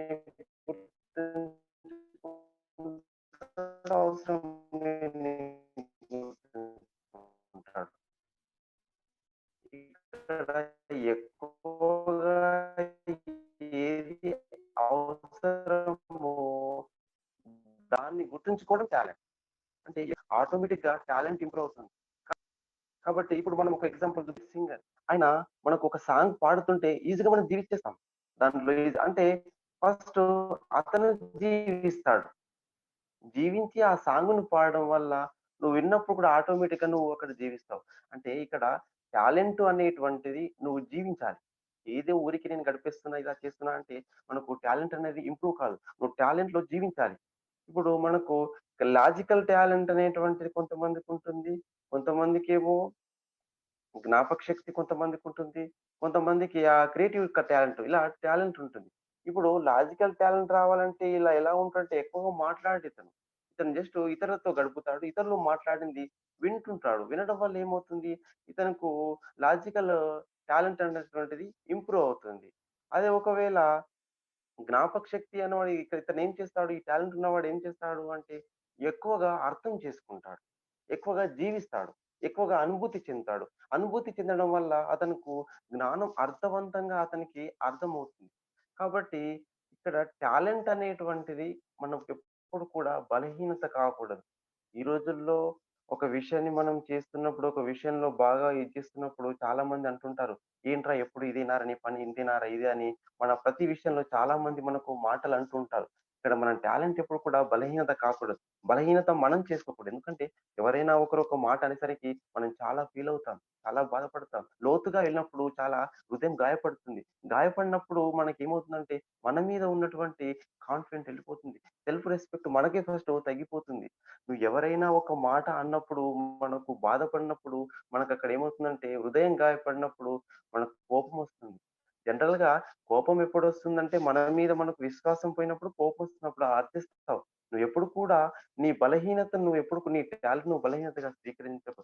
ఎవరైనా ఎంతైనా అనని, ఎవరైనా ఏ మాటలైనా అనని, నువ్వు అవన్నీ కూడా ఏం పట్టించుకో. ఎందుకంటే కొన్ని మాటల ద్వారా కొంతమంది ఎవరైనా స్పీచ్ ఇచ్చేటప్పుడు, మోటివేషన్ ఇచ్చేటప్పుడు వాళ్ళు ఖచ్చితంగా వాళ్ళు ఏ లేకపోయినా ఎదుగుతారు. ఇంకొంతమంది ఎవరైనా మాటలు అన్నప్పుడు ఆ మాటల్ని స్వీకరించి చాలా వాళ్ళు డౌన్ అయిపోతారు. వాళ్ళ లాజికల్ మైండ్ డౌన్‌లోడ్ అయితుంది. వాళ్ళ క్రియేటివ్ మైండ్ డౌన్‌లోడ్ అయితుంది. అన్ని రకాలుగా వాళ్ళ సామర్థ్యం తగ్గిపోతుంది.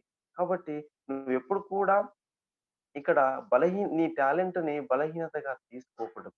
నువ్వు ఎప్పుడు కూడా ఎవ్వరు సరే, ఎవ్వరు ఏమన్నా, ఏది ఏమైనా నువ్వు ముందుకెళ్ళాలి. 'సచిన్ టెండూల్కర్' ఈరోజు గొప్ప క్రికెట్ దేవుడిగా పిలువబడ్డాడంటే ఎన్నో అవమానాలు, ఎన్నో ఒత్తిడులు ఎన్నిటిని అవన్నీ అధిగమించిండు. అతను అవన్నిటిని తీసుకున్నాడు. ఎన్ని తిట్టినా, ఎన్ని అన్నా ఈరోజు అన్నవారికే ఆ రోజు నన్ను ఇన్ని మాటలు అన్నవారికే తను చూయించాడు. క్రికెట్‌ని ఆడి చూయించాడు. గొప్పగా వాళ్ళందరికీ గొప్పగా చూపెట్టాడు. మాటలు నెగెటివ్ అని వాళ్ళు ఎంత అన్నా కూడా వాళ్ళకే చెందుతుంది. నువ్వెప్పుడు కూడా స్వీకరించకు.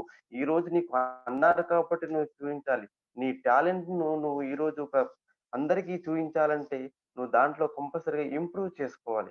కాబట్టి ఈరోజు నిన్ను తిట్టినా, నిన్ను కొట్టినా, తూ అని ఉమ్మేసినా, చివరికి నిన్ను అందరి ముందు అవమానించినా కూడా అవన్నిటిని కూడా నువ్వు తీసుకొని అవన్నిటిని ఎదిగి నీ టాలెంట్‌ని ఈ ప్రపంచానికి చూయించి నువ్వు గొప్పగా ఎదగాలన్నదే నీ టాలెంట్‌ని గుర్తించి నీ టాలెంట్ ఎన్ని అవమానాలకు అయినా సరే నీ సెన్సిటివ్ ఎన్ని ఫీల్ కాకుండా, నీ బలహీనతకు లోను కాకుండా, నీ టాలెంట్‌ని గుర్తించి ఈ ప్రపంచాన్ని నీ టాలెంట్‌ని చూయిస్తే నువ్వు గొప్ప వ్యక్తిగా ఎదుగుతావని మనకు ఎస్‌పీ మాస్టర్ మనకు ఏఎస్ బుక్‌లో చెప్పారు. ఎస్ దృష్టి. Thank you, Mokshananda, for sharing that. Vamsi, I want to bring you in on a question that came to my mind just now, which is how do we bring back our confidence level? This is so specially relevant to students, to working professionals, to any individuals for that matter. And what is said in our book about that? Yes Drishti మనకి ఇప్పుడు అంటే students point of వ్యూలో అయితే మనకు ఇప్పుడు వరకు మోక్షనాథ్ గారు, Eshwar and everybody spoke about how goal ఓరియంటెడ్గా ఎలా ఉండాలనేది. అండ్ వర్క్ ఓరియంటెడ్గా ఇక్కడ నేను పాయింట్అవుట్ చేద్దాం అనుకున్నాను. అంటే బేసిక్ బుక్లో కూడా అదే మెయిన్గా బేసిక్గా కాన్సన్ట్రేట్ చేశారు. సో బేసికలీ ఏంటంటే వర్క్ అంటే ఏంటంటే, పని అంటే ఏంటంటే it's an person dependent. Work basically depends upon person. So ఇప్పుడు మనకి మన పని అవ్వట్లేదంటే మనం పర్సన్ మీద కాన్సన్ట్రేషన్ చేస్తే అవ్వదు పని. సో మనం వర్క్ అవుట్పుట్ ఎంత బాగుండాలంటే we need to attract the person. So మనం అంత వర్క్ చేయాలి, వాడిని అట్రాక్ట్ చేయాలి, సో వాడిని ఇన్వాల్వ్ చేయాలి పనిలో. And at the same time వాడికి ఎంతో కొంత లాభం ఉండేటట్టు చేస్తే ఆటోమేటిక్గా మనం ఏదైతే పని అనుకుంటున్నామో ఆ పని అవుతుంది, అక్కడ పాసిబిలిటీ అవుతుంది. అండ్ ఇదే పని మనం ఇంకా స్పీడ్గా అవ్వాలి. So this work has to complete fast. So అప్పుడు ఏం చేయాలంటే we have to focus on person rather then work. ఇక్కడ 2 డిఫరెన్స్ ఉన్నాయి. రెండింటి మీద కొంచెం కాన్సన్ట్రేట్ చేస్తే మన పని అవ్వాలంటే we have to work on what we are working. మన పని స్పీడ్గా అవ్వాలంటే we have to work on person rather than our work. So first of all అతన్ని సాటిస్ఫై చేస్తే మన పని త్వరగా అవుతుంది, లేకపోతే అవ్వదు. వాళ్ళు పోస్ట్ పోన్ చేస్తారు కావాలని చెప్పేసి, ఎందుకంటే మన వాడని అనుకోడు. సో అతనికి ఎంతో కొంత ఇన్వాల్వ్ చేసి మనం చేస్తే ఏంటంటే మన వర్క్ త్వరగా స్పీడ్గా అవుతుంది. అండ్ ఇంకోటి, while working we never should say మన పని అవ్వకపోతే సార్ ఎందుకంటే ఇంత నష్టం వస్తుంది, లేకపోతే ఇంత లాస్ అయిపోతాం అని ఎప్పుడు చెప్పకూడదు. We have to say in a perspective that we are losing this much of profit, we are losing this much of అని చెప్తే, ఎప్పుడైతే ఆ పాయింట్ ఆఫ్ వ్యూలో చెప్తే, పాజిటివ్ పాయింట్ ఆఫ్ వ్యూలో చెప్తే ఏంటంటే ఆటోమేటిక్గా మన పని అనేది చాలా స్పీడ్గా జరుగుతుంది. అండ్ ఇంకొక లాస్ట్ పాయింట్ ఒకటి చాలా బాగా మెన్షన్ చేశాను, నాకు చాలా బాగా నచ్చింది. అదేంటంటే పని, I mean the work has to be the person. అంటే మనకి ఎవరైతే హైయర్ అథారిటీ ఉంటారో వాళ్ళ పాయింట్ ఆఫ్ వ్యూలో మనకి పని జరగాలి. బట్ అవుట్పుట్ రిజల్ట్ అనేది మనం ఏదైతే అనుకుంటున్నామో ఆ అవుట్పుట్ రిజల్ట్ వచ్చేటట్టు మనం వర్క్ చేయాలి. అలా చేస్తే ఏంటంటే మన కాన్ఫిడెన్స్ లెవెల్స్ తగ్గదు, ఇప్పుడు ఎగ్జైట్మెంట్గా ఫుల్ ఎంతూజియాజంతో మనం చేయడానికి అవకాశం ఉంటుంది. That is it. That's really great, Vamsi. Thank you so much for sharing that. But honesty is such a huge part of everybody. But if you're honest, you don't really get your work done around you. So how do we sort of deal with a situation when it comes to like that? Can somebody answer that question for me? Yeah, యాక్చువల్గా ఏంటంటే హానెస్టీగా ఉంటే works చేయించుకోవడం కష్టం అన్నమాట. అయితే నిజాయితీగా ఉండి పనులు చేయించుకోవడం చాలా ప్రాబ్లం అవుతుంది అన్నమాట. అయితే నిజాయితీ అనేది ఎవరితో ఉండాలి, ఎవరితో ఉండకూడదు అనేది మనకి క్లియర్ గా తెలియాలన్నమాట. నిజాయితీ అనేది మనతో మనం ఉండాలి, మనతో మనం నిజాయితీగా ఉండాలి తప్ప పక్కన వాళ్ళతో నిజాయితీగా ఉండే ప్రయత్నం చేయకూడదు అనమాట. నిజాయితీగా ఉండాల్సి వస్తే మన ఇంట్లో కుటుంబ సభ్యులతో, అమ్మతోనూ, నాన్నతోనూ, మన తోబుట్టులతోనూ, అలా మన కుటుంబ సభ్యులతో మన వాళ్ళతో ఉండాలి తప్ప బయట వాళ్ళతో నిజాయితీగా ఉండాల్సిన అవసరం లేదనమాట. ఇప్పుడు పక్కన వారితో అంటే పక్కన వారంటే ఏంటి, పరిస్థితి అన్నమాట. పరిస్థితిని బట్టి మనం వారితో నిజాయితీగా ఉండాలా ఉండకూడదా అనేది మనం డిసైడ్ చేసుకోవాలి అంతే. ఇప్పుడు ఫర్ ఎగ్జాంపుల్ మనం ఏదైనా ఒక అడ్రస్ వెతుక్కుంటూ వెళ్ళాము, ఎవరో కొత్త వాడిని కలుస్తాము, ఇది ఎక్కడండి అడ్రస్ అడుగుతాం. అడిగినప్పుడు ఆ అడ్రస్ వరకు అడిగి వెళ్ళిపోవాలి తప్ప మనం ఎందుకు వచ్చాము, ఏంటి, ఎక్కడ నుండి వచ్చాము, మనం ఎతికే పర్సన్ మనకి ఏమవుతారు, ఇవన్నీ డీటెయిల్స్ చెప్పనవసరం లేదు కదా. వాళ్ళతో మనం హానెస్టీగా ఉండనవసరం లేదు. మనకి అక్కడ ఏ వర్క్ కావాలో ఆ వర్క్ ని మనం చేయించుకుంటే సరిపోతుంది అనమాట. అంటే మనం పక్కన వారితో అంటే రైట్ గా ఉన్నామా రాంగ్ గా ఉన్నామా అనేది అవసరం లేదు. సో మనం ఎంత సద్వినియోగపరుచుకున్నాం ఆ టైంలో, మనం ఎంత ఎదుటి అంటే పక్కన వారిని ఎంత సద్వినియోగపరుచుకున్నాం అనేది మాత్రమే ఇంపార్టెంట్ అనమాట. సో జనరల్ గా హానెస్ట్ అనేది మనతో మనమే ఉంటే సరిపోతుంది అనమాట. ఇలా మాస్టర్ చెప్పారనమాట. సో పక్కన వారి పరిస్థితి కాబట్టి ఇదే జనరల్ గా మనకి మార్కెట్ లో ఇప్పుడు ప్రెసెంట్ జరుగుతున్న అంటే సిచ్యువేషన్ అనమాట. అంతే. Okay. That's true. I mean, that's a very good point. That's true. Shravanti, so I want to ask you, you've been showing us all these meditation techniques and little tips to overcome certain things.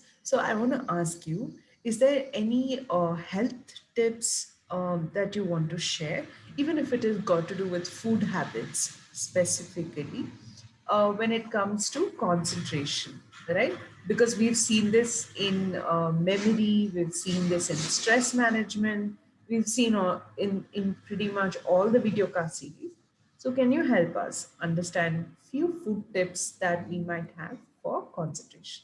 Yeah, master ఇందులో మనకి చాలా క్లియర్గా food tips to develop memory power, concentration అనేది చాలా క్లియర్గా explain చేశారు. So first morning మనం లేవగానే మిల్క్ ఆర్ గ్రీన్ టీ తీసుకోవాలి. కావాలంటే పాలలో హనీ మిక్స్ చేసుకొని తాగాలి. అండ్ స్టూడెంట్స్కి ఎస్పెషల్లీ చదువుకునేటప్పుడు ఐస్ అవుతాయి. సో అందులో మనం కొంచెం బాదం పౌడర్ మిక్స్ చేసుకొని తాగితే ఐస్ స్ట్రెయిన్ అవ్వవు. సో మనం ఎంతసేపు కావాలంటే అంతసేపు చదువుకోవచ్చు. అండ్ అది మనకి హెడేక్ కూడా ఇన్స్టెంట్గా తగ్గించేస్తుంది అన్నమాట. నెక్స్ట్ ఇది స్టూడెంట్స్కే కాదు, ఈవెన్ వర్కింగ్ పీపుల్కి కూడా it will be benefited, because ఎప్పుడు వాళ్ళు ల్యాప్టాప్స్ ముందో ఆర్ఎస్ కంప్యూటర్ ముందే వర్క్ చేస్తారు కాబట్టి. Next when it comes to juices, fruits అయితే లెమన్, యాపిల్ ఆరెంజ్, ఆరెంజ్ అది బెస్ట్ 3 ఎనర్జీ డ్రింక్స్ అన్నమాట. బయట ఉండే ఎనర్జీ డ్రింక్స్ అన్ని మనకి ఎడిక్టివ్ అయిపోతుంది, మనం దానికి ఎడిక్ట్ అయిపోతాము. అంటే ఒకసారి హెడేక్ వచ్చిందని తాగితే మళ్ళీ హెడేక్ వచ్చినప్పుడు అదే తీసుకోవాలనిపిస్తుంది. దో మన ముందు చాలా మంచి ఎనర్జీ ఫ్రూట్ డ్రింక్స్ ఉన్నా కానీ ఒకసారి హెడేక్ వచ్చినప్పుడు తాగితే నెక్స్ట్ టైం మళ్ళీ అదే తాగుతాం, ఇంకోసారి 2 తాగుతాం, నెక్స్ట్ 3, 4 అలా అది పెరుగుతూ ఉంటుంది తప్పితే అది ఎప్పుడు తగ్గదు. సో మనం దాన్ని ఎప్పటికీ అవాయిడ్ చేయలేము. అండ్ అది ఇండైరెక్ట్ గా మనకి హెల్త్ మీద కూడా ఎఫెక్ట్ చూపిస్తుంది. లైక్ మనకి ulcer or else heart attack, sugar, BP ఇలాంటి కొన్ని డిసీజెస్ కూడా తీసుకొస్తుంది ఇండైరెక్ట్ గా. వెరల్స్ వెజిటేబుల్స్ టొమాటో, కాకరకాయ, పాలకూర అండ్ బిటర్ గార్డ్ అంటే జ్యూసెస్ తీసుకుంటే హెల్త్ చాలా మంచిది. And soya juice is the best one. మనం హనీ కలుపుకోవచ్చు. ఒకవేళ business minded people, business oriented గా డెవలప్ అవ్వాలి అనుకున్న వాళ్ళు హనీ. నెక్స్ట్ మనకి స్లీప్ అనేది చాలా ఇంపార్టెంట్. మాస్టర్ చెప్తారు మనం ఎవరి కోసం మన స్లీప్ ని మనం సాక్రిఫైస్ చేయనవసరం లేదు, అది మనకి అంత ఇంపార్టెంట్ అన్నమాట. సో మనం డైలీ 9 to 10 లోపల పడుకోవాలి compulsory. If not possible at least 11 o'clock కల్లానైనా పడుకోవాలి. పడుకొని త్వరగా సన్ రైజ్ చూసేలాగా మనం లేవాలి. సో మనం డైలీ ఆ సూర్యరశ్మిని అనేది తీసుకోవాలి. ఆ వెలుతురు, ఆ కాంతులు అనేది మన బాడీకి విటమిన్ డి ఇస్తుంది. ఈవెన్ మన సైన్స్ కూడా అది ప్రూవ్ చేసింది. అండ్ మన హ్యూమన్ బాడీకి బేసిక్గానే minimum 4 litres of water intake అనేది చాలా ఇంపార్టెంట్. 4 నుంచి మ్యాక్సిమం 8-9 తీసుకోవచ్చు. ఎలాగో మనం ఈ జ్యూస్ కంటెంట్ తీసుకుంటాం కాబట్టి ఇట్ విల్ కాంపెన్సేట్. నెక్స్ట్ మనకి మన జీవితంలో ఎప్పుడు 4 దారులు మన ముందు ఉంటాయి. ఒకటి మనం గతంలోకి వెళ్ళేది, ఒకటి మనం భవిష్యత్తులోకి వెళ్ళేది, ఒకటి ప్రస్తుతం ప్రెసెంట్లో ఉండేది, ఇంకోటి పక్క త్రోవ పట్టేది. సో మనం చూసుకుంటే నాయకుడు ఎప్పుడు ఈ క్షణానికి అందుబాటులోనే ఉండాలి అని మనం ఇదివరకు సెషన్స్లో కూడా చెప్పుకున్నాము. Who lives in present is a leader and who lives in the past or future is a non-follower or a follower. So మనం చూసుకున్నట్టయితే ఇప్పుడు మనం ఎప్పుడు మన జీవితంలో మనకి 3 బేసిక్ నెసెసిటీస్ ఉంటాయి. లైక్ ఫుడ్, క్లోతింగ్, షెల్టర్ అనేది మనకి ఎంత బేసిక్ నెసెసిటీయో మన లైఫ్కి కూడా 3 ఇంపార్టెంట్ పాయింట్స్ అనేవి ఉంటాయి. Like subject, goal, relationship. మన లైఫ్లో ఏ సిచ్యువేషన్స్నైనా మన సబ్జెక్ట్ ఏంటి, గోల్ ఏంటి, రిలేషన్షిప్ ఏంటి అనే దాన్ని బేస్ చేసుకొని మనం ప్రతి సిచ్యువేషన్ని అనలైజ్ చేయాలి అండ్ దాంతో ముందుకు వెళ్ళాలి. Next relationships. మనం మన ఫాదర్తో, మదర్తో మంచి రిలేషన్షిప్ మెయింటైన్ చేయాలి. Because it develops hour memory power, concentration, creativity. ఎలాగంటే ఇప్పుడు మనం మదర్ని లైక్ వాళ్ళ మీద మనం ఎప్పుడు విసుక్కోకూడదు, కోపడకూడదు, చిరాకు పడకూడదు. దో మదర్కి తక్కువ లోక జ్ఞానం ఉండొచ్చు, తక్కువ అర్థం చేసుకోవచ్చు.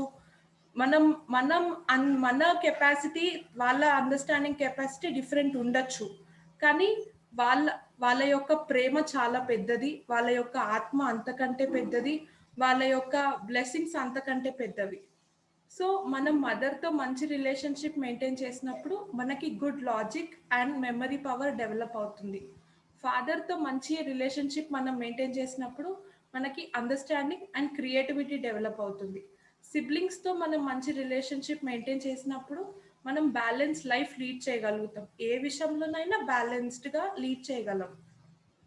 సో మన ఇంట్లో ఉండే వాళ్ళతోటే మనం మంచి రిలేషన్షిప్ మెయింటైన్ చేస్తే మనకి ఇన్ని బెనిఫిట్స్ ఉంటాయి. అండ్ ఇంకొకటి, మనకి ఎప్పుడు మనం తెలిసిందే చేయాలి అంటే దాని అర్థం తెలియంది చేయకూడదు అని కాదు. తెలియంది తెలుసుకొని చేయాలి. తెలియని ఇన్ఫర్మేషన్తో ఒక విషయంలో మనం స్టెప్ ఇన్ అవ్వకూడదు. బికాస్ నువ్వు సగం దాకా వచ్చాక యు ఆర్ రెస్పాన్సిబుల్. నీ విషయంలో అవతల వాళ్ళని ఎప్పుడు మనం రెస్పాన్సిబుల్ చేయకూడదు. సో అందుకే మాస్టర్ మనకు చెప్పారు, నీకు తెలిసింది చెయ్యు, నచ్చినట్లుండు, కానీ గౌరవంగా ప్రవర్తించు అని. థ్యాంక్ యూ దృష్టి. Yeah, Drishti, I want to add some points here. Sure. Actually, I want to say about memory meditation అనమాట. సో మెమరీ పవర్ కి మెడిటేషన్ వచ్చేసి జస్ట్ ఇలా అన్నమాట. ఇది ముద్ర, ఇలా ఫింగర్స్ ఇలాగా ఓపెన్ ఉండాలి. దీన్ని నాపి కింద భాగంలో పెట్టుకోవాలన్నమాట. ఈ మెడిటేషన్ వచ్చేసి 21 minutes చేయాలన్నమాట. దీనికి ఎర్లీ మార్నింగ్ అవర్స్ అంటే 4 to 7 కానీ, లేదంటే బిఫోర్ గోయింగ్ టు బెడ్, మనకి నిద్రకి అంటే వెళ్ళే ముందు కానీ, బిఫోర్ గోయింగ్ టు స్లీప్ అప్పుడు కానీ చేయొచ్చు అనమాట. అండ్ దృష్టి వచ్చేసి ముక్కు కొన నుంచి మోకాళ్ళని చూడాలన్నమాట. ఇట్లా కిందికి చూడాలన్నమాట. ముక్కు కొన్న భాగం నుంచి మోకాళ్ళని చూడాలన్నమాట. ఈ సాధన చేస్తున్న టైంలో మనం తీసుకోవాల్సిన ఆహారం వచ్చేసి పంచామృతాలు అనమాట. అంటే పాలు, పెరుగు, తేనె, నెయ్యి, చక్కెర ఇవి యాడ్ చేసుకొని తీసుకుంటే మంచిది అనమాట. ఓకే, థ్యాంక్ యూ దృష్టి. Back to you. Great. These are very simple tips. Yeah, I always feel every time we read these books, it's, the book might be, it has a lot of information, but then it's really simple when we discuss. So I think we are done, right? I think this is the end of the book. We've completed all the tips and tricks that is there. Is that right, Vamsi? Is my understanding correct? No. This is just the beginning of the knowledge from all these books, Oh my God, are you serious? Yes.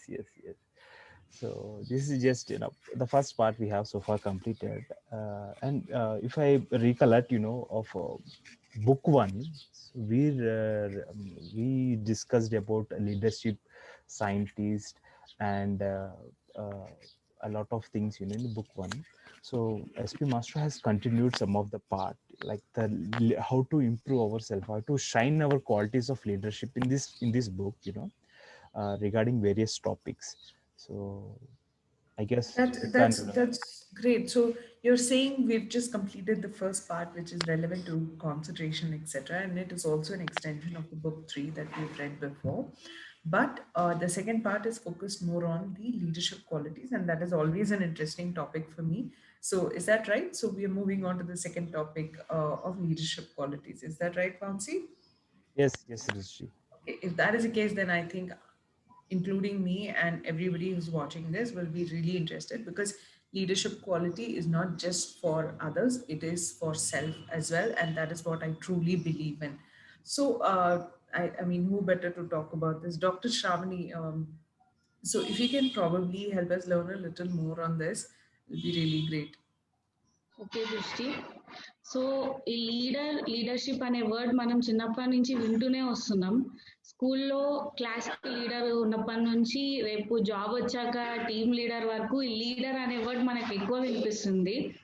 అంటే స్కూల్లో class లీడర్గా ఉండొచ్చు, టీమ్కి లీడర్గా ఉండొచ్చు, but మన life, మన own లైఫ్కి మనం లీడర్గా ఉన్నామా లేదా అనేది మనం చూసుకోవాలి. ఫర్ సపోజ్ తీసుకుంటే ఇప్పుడు ప్రజెంట్ లైఫ్లో లైఫ్ని ఎలా డిజైన్ చేసుకోవాలో తెలియక, ఏది చేయాలో ఏది చేయకూడదో అనే క్లారిటీ లేక మనం తొందరపడి సరిగ్గా ఆలోచించకుండా డెసిషన్స్ తీసుకొని చాలా ప్రాబ్లమ్స్ ఫేస్ చేస్తున్నాము. ఏదైనా వర్క్ చేసే ముందు జాగ్రత్తగా ఆలోచించి చేయాలి. ఇప్పుడు ఎగ్జామ్కి వెళ్ళే ముందు హోంవర్క్ చేసుకొనే వెళ్తాం, చదువుకొనే వెళ్తాం. అలాగే మన జీవితంకి ఈ ఆలోచించడం అనేది ఒక హోంవర్క్ లాంటిది. అంటే ఫస్ట్ ఏదైనా ఒక గోల్ని సెట్ చేసుకొని దాని గురించి ఆలోచించి కరెక్ట్గా రీసెర్చ్ చేసి అది కరెక్టా రాంగా, రైట్ రూట్లో వెళ్తున్నామా లేదా అనేది చెక్ చేసుకోవాలి. అన్నిటికంటే మెయిన్గా ముందు ఏదైనా మనకు తెలియకపోతే తెలీదు అని ఒప్పుకోవాలి. పక్కన వాళ్ళు ఏమంటారు, సొసైటీ ఏమనుకుంటారో, ఫూల్ అవుతానేమో అని ఫీల్ అవ్వకూడదు. మనకు తెలియకుండానే మన హ్యాపీనెస్ ని మనం ఇంకొకరి హ్యాండ్స్ లో పెడుతున్నాం. ఎలా అంటే ఫర్ ఎగ్జాంపుల్ ఒక డ్రెస్ ని బాగా నచ్చి కొనుక్కుంటాం, వేసుకొని అద్దం ముందు చూసుకుంటే ఎంత బాగున్నానో అని అనుకుంటూ ఉంటాం. సడన్ గా ఎవరైనా వచ్చి నీ డ్రెస్ ఏం బాగాలేదు అని చెప్తే అప్పటిదాకా ఉన్న హ్యాపీనెస్ మొత్తం తగ్గిపోతుంది. మొత్తం కాకపోయినా కనీసం కొంచెమైనా కూడా తగ్గిపోతుంది. సో ఇక్కడ ఏమవుతుందంటే మన థాట్స్, మన ఫీలింగ్స్, మన బిహేవియర్, మన వర్క్, మన లాంగ్వేజ్ అన్నిటికీ మనమే లీడర్ గా ఉండాలి. మనకి ఏదైనా నచ్చితే చేయాలి, నచ్చకపోతే నచ్చలేదు అని చెప్పగలగాలి. అంటే ఇప్పుడు మనం చేసే ఏ పని అయినా కూడా నిజాయితీగా ట్రూత్ఫుల్నెస్ తో చేస్తే ఎవరైనా అర్థం చేసుకుంటారు. మేబీ ఫస్ట్ అర్థం కాకపోవచ్చు, బట్ స్లోగా అయినా కూడా అర్థం అవుతాం కంపల్సరీగా. థ్యాంక్ యూ దృష్టి. Yeah, slow and steady wins the race always, right? Very well explained, Dr. Shravani. Thank you so much. By the way, Dr. Shravani was recently in a paper article for saving a little peacock's life, and that was very interesting. I'm very proud to be part of a panel like this, and IAUISA for that matter. Thank you so much, Dr. Shravani. So the next question that I have is for Sindhu. It's been a while we've got Sindhu. So the question that I wanted to talk to you is, where does one start to improve the leadership qualities? Where is that starting point, Sindhu? Yes, Srushti. అది జీవితంలో మనం లీడర్గా ఎదగాలి అని అన్నప్పుడు మనం కొన్ని విషయాల్లో సరైన విధంగా ఉండాలి. ఆ కొన్ని విషయాల్లో ఏవి అని చెప్తే, మొదటిగా మన భాష బాగుండాలి. రెండవది మన ఆలోచన, అండ్ మూడవది మన ప్రవర్తన.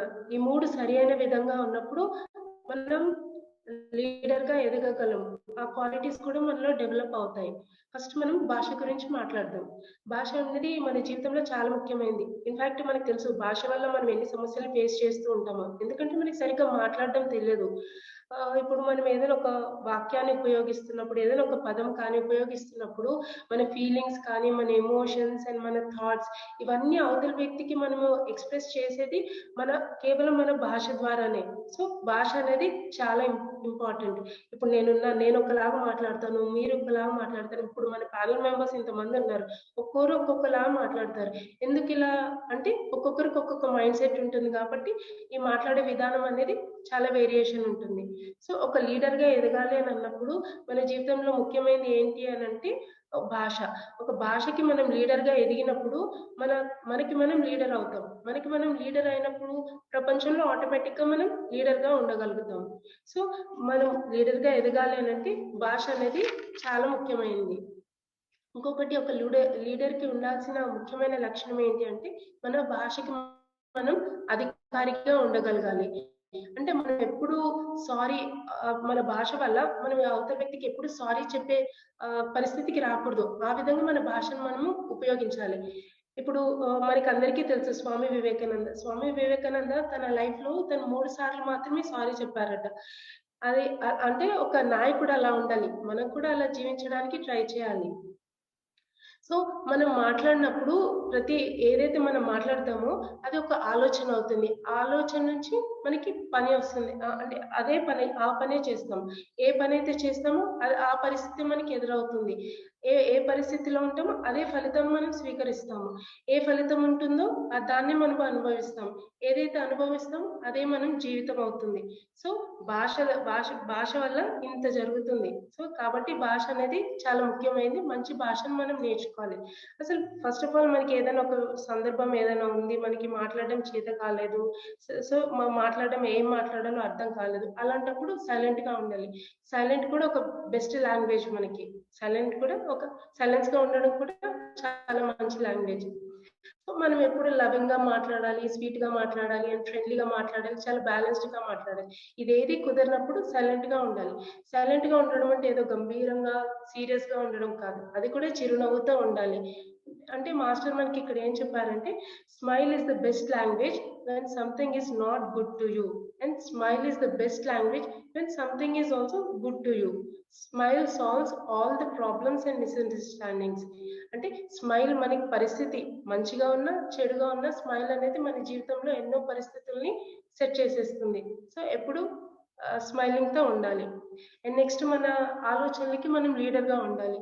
మన ఆలోచనలకి లీడర్ గా ఉండాలంటే సరైన విధంగా ఆలోచించాలి. ఇందాక మన శ్రావణి చెప్పినట్టు మనం సరైన విధంగా ఆలోచించగలిగామనంటే దాదాపు మన జీవితంలో జరిగే చాలా నష్టాలను మనం నివారించగలుగుతాం.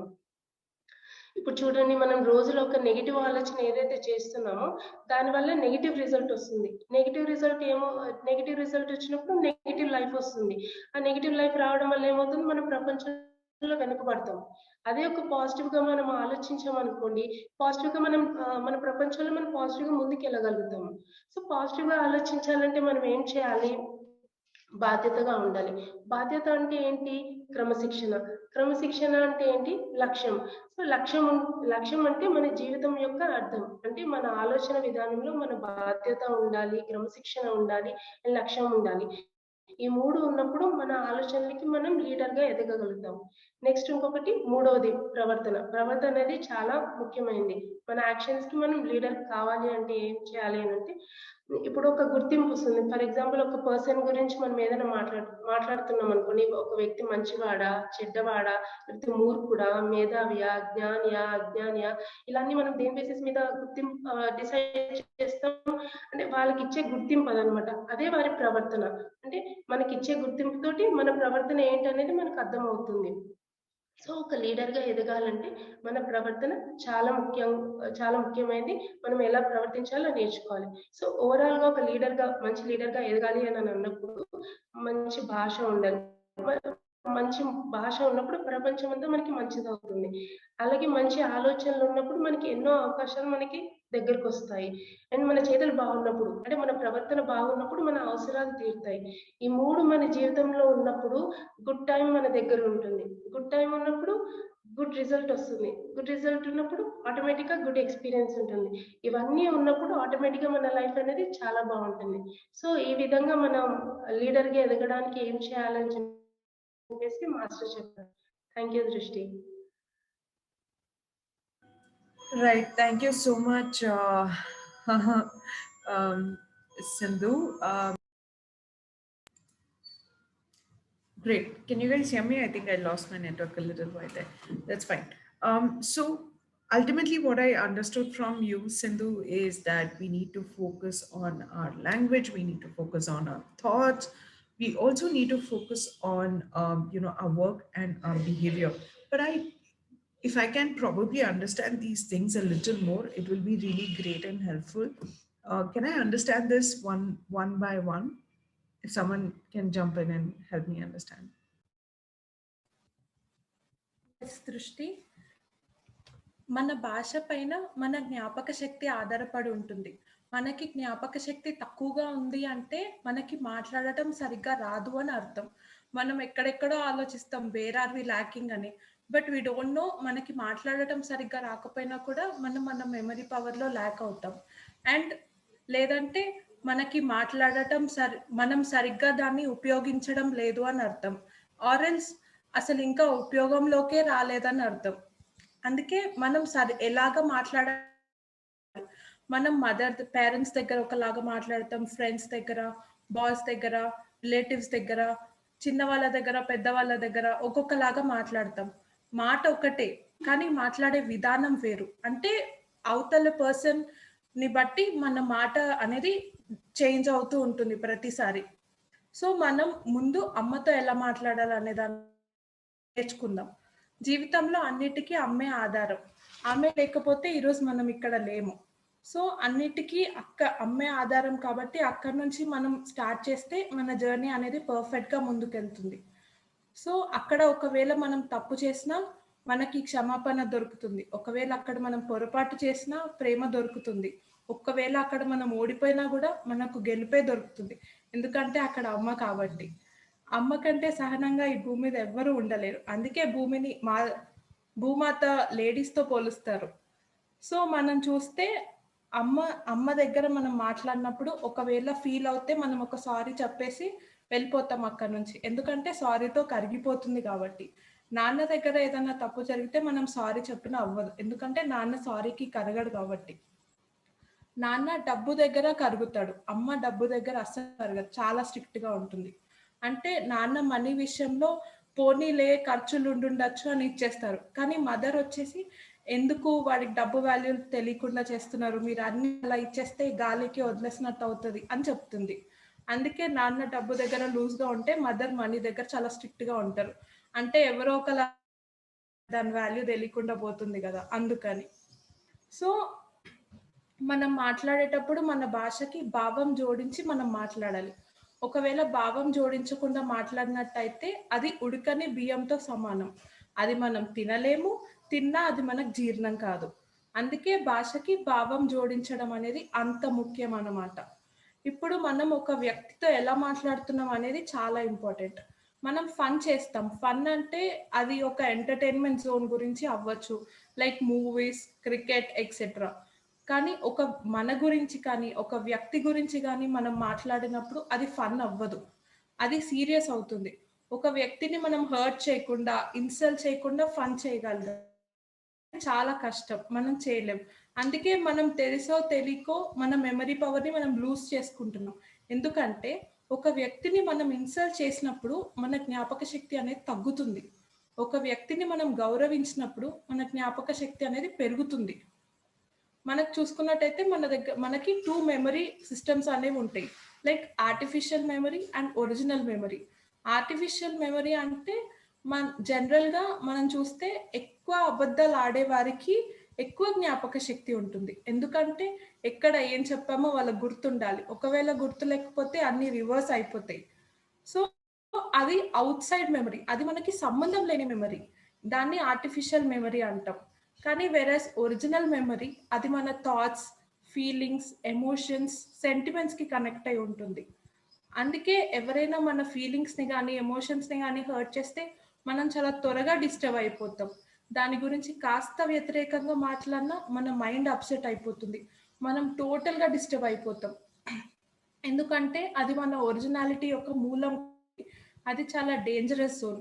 దాన్ని ఎప్పుడు టచ్ చేయకూడదు. ఎవరు టచ్ చేసినా కూడా మనం వెంటనే డిస్టర్బ్ అయిపోతాం. కాబట్టి అక్కడ మనకు సెల్ఫ్ కంట్రోల్ అనేది ఉండదు. Because that is our original memory, it reflects us. So మనం ఎప్పుడు ఒక వ్యక్తితో ఎలా మాట్లాడుతున్నాం, ఎలా బిహేవ్ చేస్తున్నాం అనేది చాలా ఇంపార్టెంట్. మనం మాట్లాడే అంతసేపు మధురంగా, లవ్వింగ్గా, స్వీట్గా, ఫ్రెండ్లీగా మాట్లాడాలి. ఒక్కసారి మాట్లాడడం అయిపోయాక అది అహంకారం మోడ్లోకి వచ్చేస్తుంది.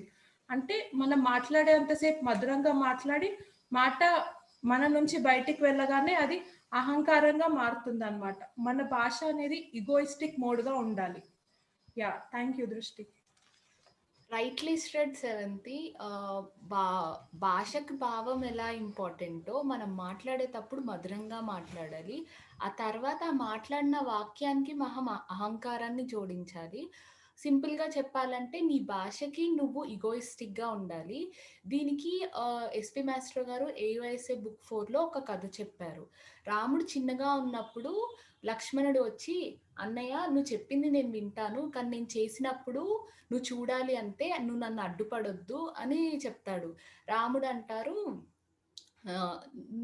ఇందులో చాలా కష్టాలు ఉంటాయి, నువ్వు చాలా జాగ్రత్తగా ఉండాలి, నేను చెప్పింది నువ్వు వినకపోయినా సరే కానీ నువ్వు చేసేటప్పుడు చాలా జాగ్రత్తగా ఉండాలని చెప్తారు. తర్వాత రాముడే మధురంగా, నేను నీకు ఒప్పుకుంటున్నాను, నేను నీకు మాట ఇస్తున్నాను లక్ష్మణ, నువ్వు చేసేటప్పుడు నేను అడ్డుపడను, నువ్వు నా మాట వింటావు కదా, అది చాలు, అదైతే నీకు జ్ఞానం ఇస్తుంది, జ్ఞానంతో చేస్తావా పనులు అజ్ఞానంతో చేస్తావా అనేది నీ ఇష్టం అని చెప్తారు. ఒక 4 సంవత్సరాల తర్వాత లక్ష్మణుడు మురికాలువలో ఆడుకుంటూ ఉంటాడు. రాముడు చూస్తూ నవ్వుతూ ఉంటాడు. అప్పుడు భరతుడు వచ్చి, అన్నయ్య నీ తమ్ముడు మురికాలువలో ఆడుకుంటుంటే నువ్వు చూసి ఏమి అనవేంటి అన్నప్పుడు రాముడు అంటాడు, నేను లక్ష్మణుడికి మాట ఇచ్చాను భరత, దానికి కట్టుబడి ఉండడమే నా వ్యక్తిత్వము, అందుకే నేను ఏమి అనటం లేదు అని చెప్తాడు. ఒకవేళ లక్ష్మణుడికి రోగం వస్తే నేను ఔషధం ఇస్తాను, బాధ వస్తే నేను బోధ చేస్తాను, అదే లక్ష్మణ నష్టపోతే నేనే భరిస్తాను, కానీ ఆ విషయం మంచిదో చెడో అనేది లక్ష్మణనే తెలుసుకుంటే దానికి పరిపూర్ణ అర్థం అనేది లక్ష్మణుడికి వస్తుంది అని రాముడు చెప్తాడు. ఇంతలోనే వెనక ఉన్న కౌసల్యమాత చూసి, రామ నీకు ఇంత అహంకారం పనికిరాదు, నీ అహంకారాన్ని గెలిపించుకోవడానికి తమ్ముడు మురిక్కాలువలో ఆడుకుంటుంటే నువ్వు ఏం అనకపోవడం సరైన పని కాదు అని చెప్తుంది. రాముడు అంటాడు, మాత లక్ష్మణ కొద్దిసేపే ఉన్నాడు ఇందులో, కానీ నేను ఒక్కసారి మాట తప్పడం ఆరంభించానంటే నేను ఇందులోనే ఉండాల్సి ఉంటుంది అని చెప్తాడు రాముడు. దీన్ని బట్టి మనం ఏం తెలుసుకోవాలంటే, మన ఈగో అనేది మనం ఎక్కడ చూపించాలంటే మనం మాట నిలబెట్టుకునే దగ్గర చూపించాలి. మనం మాటకి ఎప్పుడు మనం అధికారిగా ఉండాలి, మనం మాట్లాడిన దానికి కట్టుబడిగా ఉండే అహంకారం మనలో ఉండాలి. మనం ఎట్టి పరిస్థితుల్లో ఒక మాట ఇచ్చామంటే దాన్ని జరిగేలా మనం చూసుకోవాలి. దీనినే మాట మీద మన భాష మీద ఉండే ఈగోయిస్టిక్ మోడ్ అంటారు. సూపర్ అదితి. శ్రవంతి అదితి చెప్పింది నిజంగా చాలా ఇంట్రెస్టింగ్ గా ఉంది. అంటే మనందరం మాట్లాడేది తెలుగు భాషే, బట్ కానీ ఇందులో కూడా చాలా వేరియేషన్స్ అనేవి కనిపిస్తున్నాయి. ఫర్ సపోజ్ ఇప్పుడు ఎవరైనా మాట్లాడుతుంటే అబ్బా ఎంతసేపు మాట్లాడతాడు అనిపిస్తుంది, ఇంకెవరైనా మాట్లాడుతుంటే ఎంతసేపు అయినా అలానే వినాలనిపిస్తుంది. సో మనం మాట్లాడే దాన్ని బట్టి మనం అవతల వాళ్ళకి కనెక్ట్ అవుతున్నాం. ఎలా మాట్లాడాలి అంటే ఆల్రెడీ తెలుసుకున్నాం, జస్ట్ ఒకసారి రీకలెక్ట్ చేస్తున్నాను. ఫ్రెండ్లీగా మాట్లాడాలి, మన మాటకి మనం కట్టుబడి ఉండాలి, స్వీట్ గా మాట్లాడాలి, గౌరవంగా మాట్లాడాలి. గౌరవంగా మాట్లాడడం రాకపోయినా పర్లేదు, మాట్లాడేటప్పుడు స్నేహంగా, ప్రేమగా, వినయంతో, విధేయతతో మాట్లాడాలి. అంటే ఇప్పుడు శ్రవంతి అదితి చెప్పినట్టు భావంతో ఫీలింగ్స్, భావం జోడించి ఈగోయిస్టిక్ నేచర్, ఇవన్నీ మన బ్రెయిన్ కి ఎలా కనెక్ట్ అవుతున్నాయి, ఈ భాష ఏంటి, అసలు ఎందుకు ఫీల్ అవుతున్నాం అనేది ఎందుకు అంటే మన మెమరీ సిస్టమ్ కి భాష అనేది చాలా అవసరం. ఇప్పుడు ఒక మంత్రం ఇచ్చి ఇది చాంటింగ్ చేయి జ్ఞాపక శక్తి పెరుగుతుంది అని అంటారు. మనం ఏమనుకుంటాం, ప్రాక్టీస్ చేస్తే వస్తుంది, మెడిసిన్స్ యూజ్ చేస్తే వస్తుంది, కానీ మంత్రం చదివితే ఎలా పెరుగుతుంది అనే డౌట్ రావచ్చు. బట్ మనకు తెలియని విషయం ఏంటంటే మనం పలికే ప్రతి వర్డ్ కి ఒక ఎనర్జీ అనేది ఉంటుంది. సో ఏదైనా మంత్రం చాంటింగ్ చేస్తున్నప్పుడు రికార్డింగ్ సిస్టమ్ అనేది డెవలప్ అవుతుంది. మనం ఒక్కొక్క వర్డ్ ని ఒక డిఫరెంట్ వేవ్ లెంత్, డిఫరెంట్ ఫ్రీక్వెన్సీతో పలుకుతాం. ఇప్పుడు అకార్డింగ్ టు సైన్స్ తీసుకుంటే wave length is inversely proportional to frequency అని ఫార్ములాస్ చదువుతూ ఉంటాం. ఆ వేలో చూసుకుంటే మోర్ ఫ్రీక్వెన్సీ ఉన్న వర్డ్ కి మోర్ మెమరీ సిస్టమ్ అనేది ఉంటుంది. మోర్ వేవ్ లెంత్ ఉన్న వర్డ్ కి మోర్ లాజిక్ అనేది ఉంటుంది. ఈ వేవ్ లెంత్ ని, ఫ్రీక్వెన్సీని బ్యాలెన్స్ చేస్తూ ఉండేదే క్రియేటివిటీ అంటే. Thank you. Wow, that was a nice trio who spoke really well on a lot of these topics. There's so much to learn, right? So, what I understood from the entire conversation is that we have to be very conscious about the way we talk, right? And it is a game changer, in fact, in any relationship or any conversation. Now, not everybody has the same wavelength. So connecting to each other in the same language becomes very difficult. So first question is, how do I identify? The following question is, should it be sort of improving or reduce? I don't know. How do we sort of, get a clarity on that, Sindhu? Yes, Srushti. ఇప్పటి వరకు మన friends చెప్పారు భాషను ఎలా ఉపయోగించాలో, ఇవన్నీ విషయాల గురించి తెలుసుకున్నాం. అంటే ఒక భాషను ఉపయోగించేటప్పుడు దానికి భావాన్ని ఎలా జోడించాలి, లేకపోతే ఒక మాట ఇచ్చినప్పుడు దాన్ని ఎలా నిలబెట్టుకోవాలి, ఇంకా ఫ్రెండ్లీగా, ఆప్యాయంగా, ఇలా అన్ని విషయాల్లో మనం ఎలా మాట్లాడాలి, మన భాష యొక్క విలువని ఏంటి అనేది మనం క్లియర్ గా తెలుసుకున్నాం. అలాగే మనం భాషను ఉపయోగించేటప్పుడు ఒక్కొక్కరు ఒక్కొక్కలాగా ఉపయోగిస్తుంటారు. ఇక్కడ మనకి బుక్ 4 లో ఎస్పీ మాస్టర్ గారు 4 రకాలుగా భాషలు మాట్లాడే వాళ్ళు ఉంటారని చెప్పేసి విభజించారు. అవేంటి అంటే, మొదటిగా పాజిటివ్ లాంగ్వేజ్ మాట్లాడేవారు, రెండవది మోటివేటివ్ లాంగ్వేజ్ మాట్లాడేవారు, మూడవది ఎంకరేజింగ్ లాంగ్వేజ్ మాట్లాడేవాళ్ళు, నాలుగవది డామినేటింగ్ లాంగ్వేజ్ మాట్లాడేవాళ్ళు. మొదటిగా మనం పాజిటివ్ లాంగ్వేజ్ మాట్లాడేవారు ఎలా ఉంటారో దాని గురించి ఏం చెప్పారో బుక్ లో అనేది తెలుసుకుందాం. పాజిటివ్ లాంగ్వేజ్ మాట్లాడే వాళ్ళు అవతల వారికి ఎప్పుడు యాక్సెప్ట్ అయ్యే విధంగా అయినా మాట్లాడతారు, లేదా మనకి మనం యాక్సెప్ట్ అయ్యే విధంగా అయినా మాట్లాడతారు. అంటే ఇక్కడ అన్కండిషనల్ గా యాక్సెప్టెన్స్ అనేది must and should. So positive language మాట్లాడే వాళ్ళు యాక్సెప్ట్ అయ్యే విధంగా మాట్లాడతారు.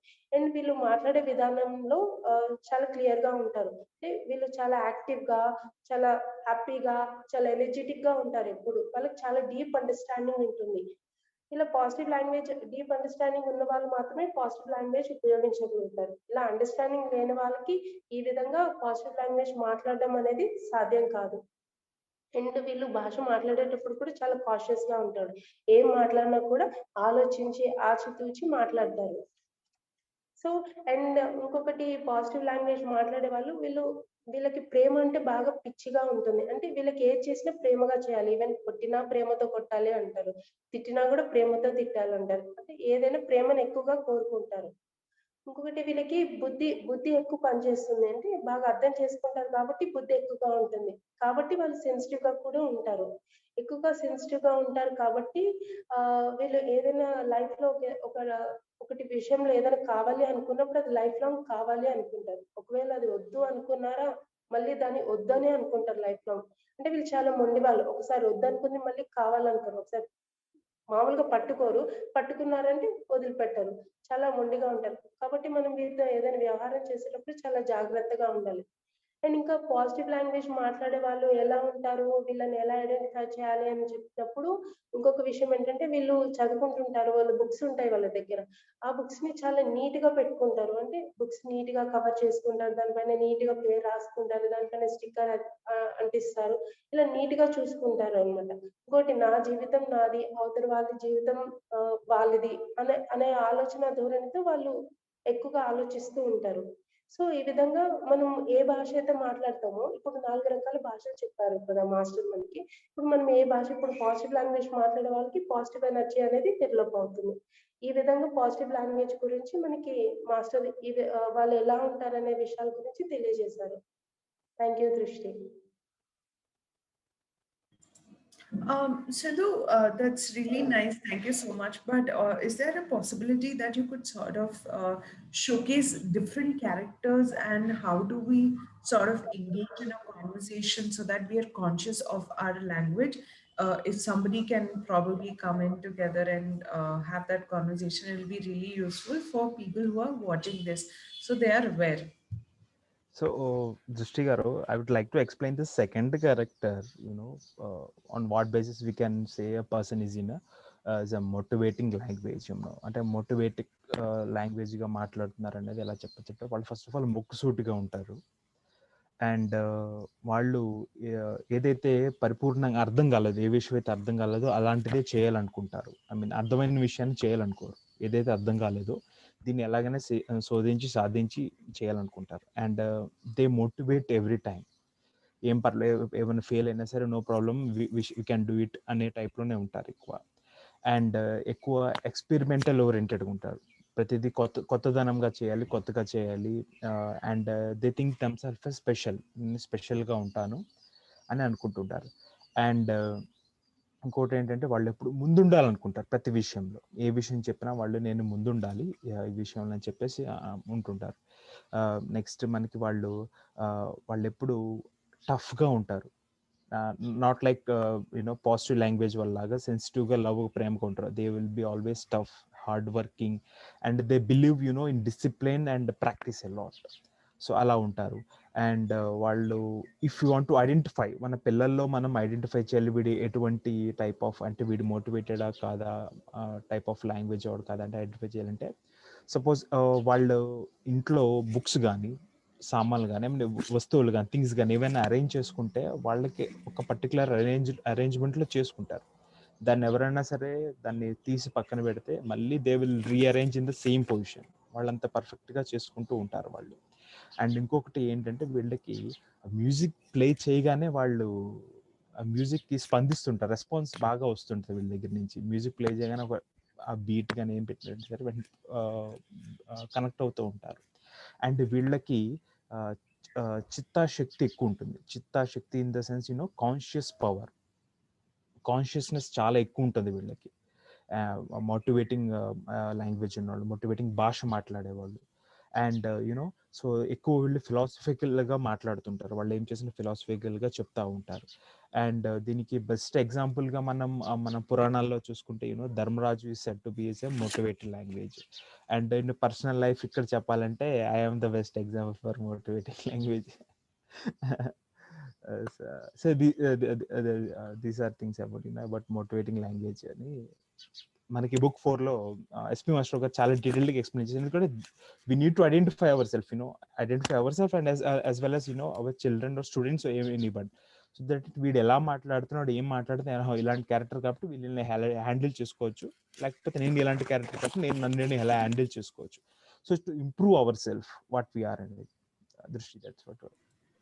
Thank you, Vamsi. I want to probably bring in Aditi to sort of identify what would be a third character's sort of language that we have to focus on. Yes Drishti, ఏవైసే book 4లో third language వచ్చేసి encouraging language. Generally encouragement అంటే mind. Encouraging language మాట్లాడే people ఎప్పుడూ ఒక వ్యక్తిని encourage చేస్తూ ఉంటారు, ఓదారుస్తూ ఉంటారు. వీళ్ళ మైండ్ ఎప్పుడు ఏం కాదులే, పోతే పోయినాయి, మళ్ళీ సంపాదించుకోవచ్చు, ప్రపంచంలో ఇదొక్కటే ఉందా, ప్రపంచం చాలా పెద్దది, బతకాలనుకుంటే ఎలాగైనా బతకొచ్చు, ఒక విషయం మనకు రాలేదంటే దానికి వచ్చే అదృష్టం దానికి లేదు, మనం చాలా మంచి వాళ్ళం, మనం చాలా హార్డ్ వర్క్ చేసామని మన మైండ్ని ఇలా ఎంకరేజ్ చేస్తూ ఉంటుంది. మన మైండ్ ఎప్పుడు మన వైపే మాట్లాడుతుంది అనమాట. లైక్ ఇప్పుడు మనం ఏదైనా కోల్పోయామనుకో మనం దానికన్నా గొప్పదని చెప్తుంది. అలాగే మనకి ఏమన్నా దక్కిందనుకో మనకు అది దక్కే అంత యోగ్యత దానికి ఉందని అలా మన మైండ్ మనల్ని ఎంకరేజ్ చేస్తూ ఉంటుంది. Next character of encouraging language people ఏంటంటే వీళ్ళు ఏదైనా ఒక విషయాన్ని ఎంకరేజ్ చేస్తున్నప్పుడు దానివల్ల అవతల వ్యక్తికి బాధ తగ్గిస్తారు, వాళ్ళకి సానుభూతి చూపిస్తారు, వాళ్ళకి హెల్పింగ్ నేచర్గా ఉంటారు, హెల్పింగ్ నేచర్ని డెవలప్ చేస్తారు, కరుణ చూపిస్తారు, జాలి చూపిస్తారు. నెక్స్ట్ ఎప్పుడు వీళ్ళు ఒక ఎంకరేజింగ్ ఎనర్జీ అనేది క్రియేట్ చేస్తూ ఉంటారు. As compare to positive language and motivating language, ఈ ఎంకరేజింగ్ లాంగ్వేజ్ పీపుల్ బుక్స్ తోటి అలా సరిగ్గా ఉండరు, కానీ వీళ్ళ దగ్గర ఉండే వస్తువులు లైక్ బ్యాగ్స్, పెన్స్, ఒకవేళ వర్షాకాలం అయితే గొడుగులు, ఇవన్నీ చాలా అందంగా ఉండాలని కోరుకుంటారు వీళ్ళు. నెక్స్ట్ ఎంకరేజింగ్ లాంగ్వేజ్ మాట్లాడే వాళ్ళ మైండ్ ఎప్పుడూ మర్చిపో అని చెప్తుంది. దీన్ని గుర్తుంచుకో, దీన్ని గుర్తుంచుకోకు, అంటే నీకు అవసరమైన దాన్ని గుర్తుంచుకునేలాగా వాళ్ళ మైండ్ వాళ్ళని అడాప్ట్ చేస్తుంది. AOSA బుక్ 4లో ఎస్పి మాస్ట్రో గారు ఎంకరేజింగ్ లాంగ్వేజ్ మాట్లాడే పీపుల్కి ఒక బెస్ట్ ఎగ్జాంపుల్ ఇచ్చారు. అర్జున్నిగా ఎగ్జాంపుల్గా చెప్పారు. అర్జునుడు విల్లు ఎక్కువ పట్టాడంటే అన్నిటినీ మర్చిపోతాడు, ఆయన లక్ష్యాన్నే గుర్తుపెట్టుకుంటాడు, ఆయన ఫోకస్ మైండ్తోనే ఆయన లక్ష్యాన్ని గుర్తుంచుకొని దాన్నే సాధిస్తాడు. So these are the few characteristics of encouraging language people. Over to you, Sravanti, what you think about the dominating language people nature? Yes, thank you Atithi. Dominative language అంటేనే మనకు అర్థమవుతుంది అది పక్క వాళ్ళ మీద ఒక పవర్ని చూపించడం అనేది, ఇది నెగటివ్ నేచర్.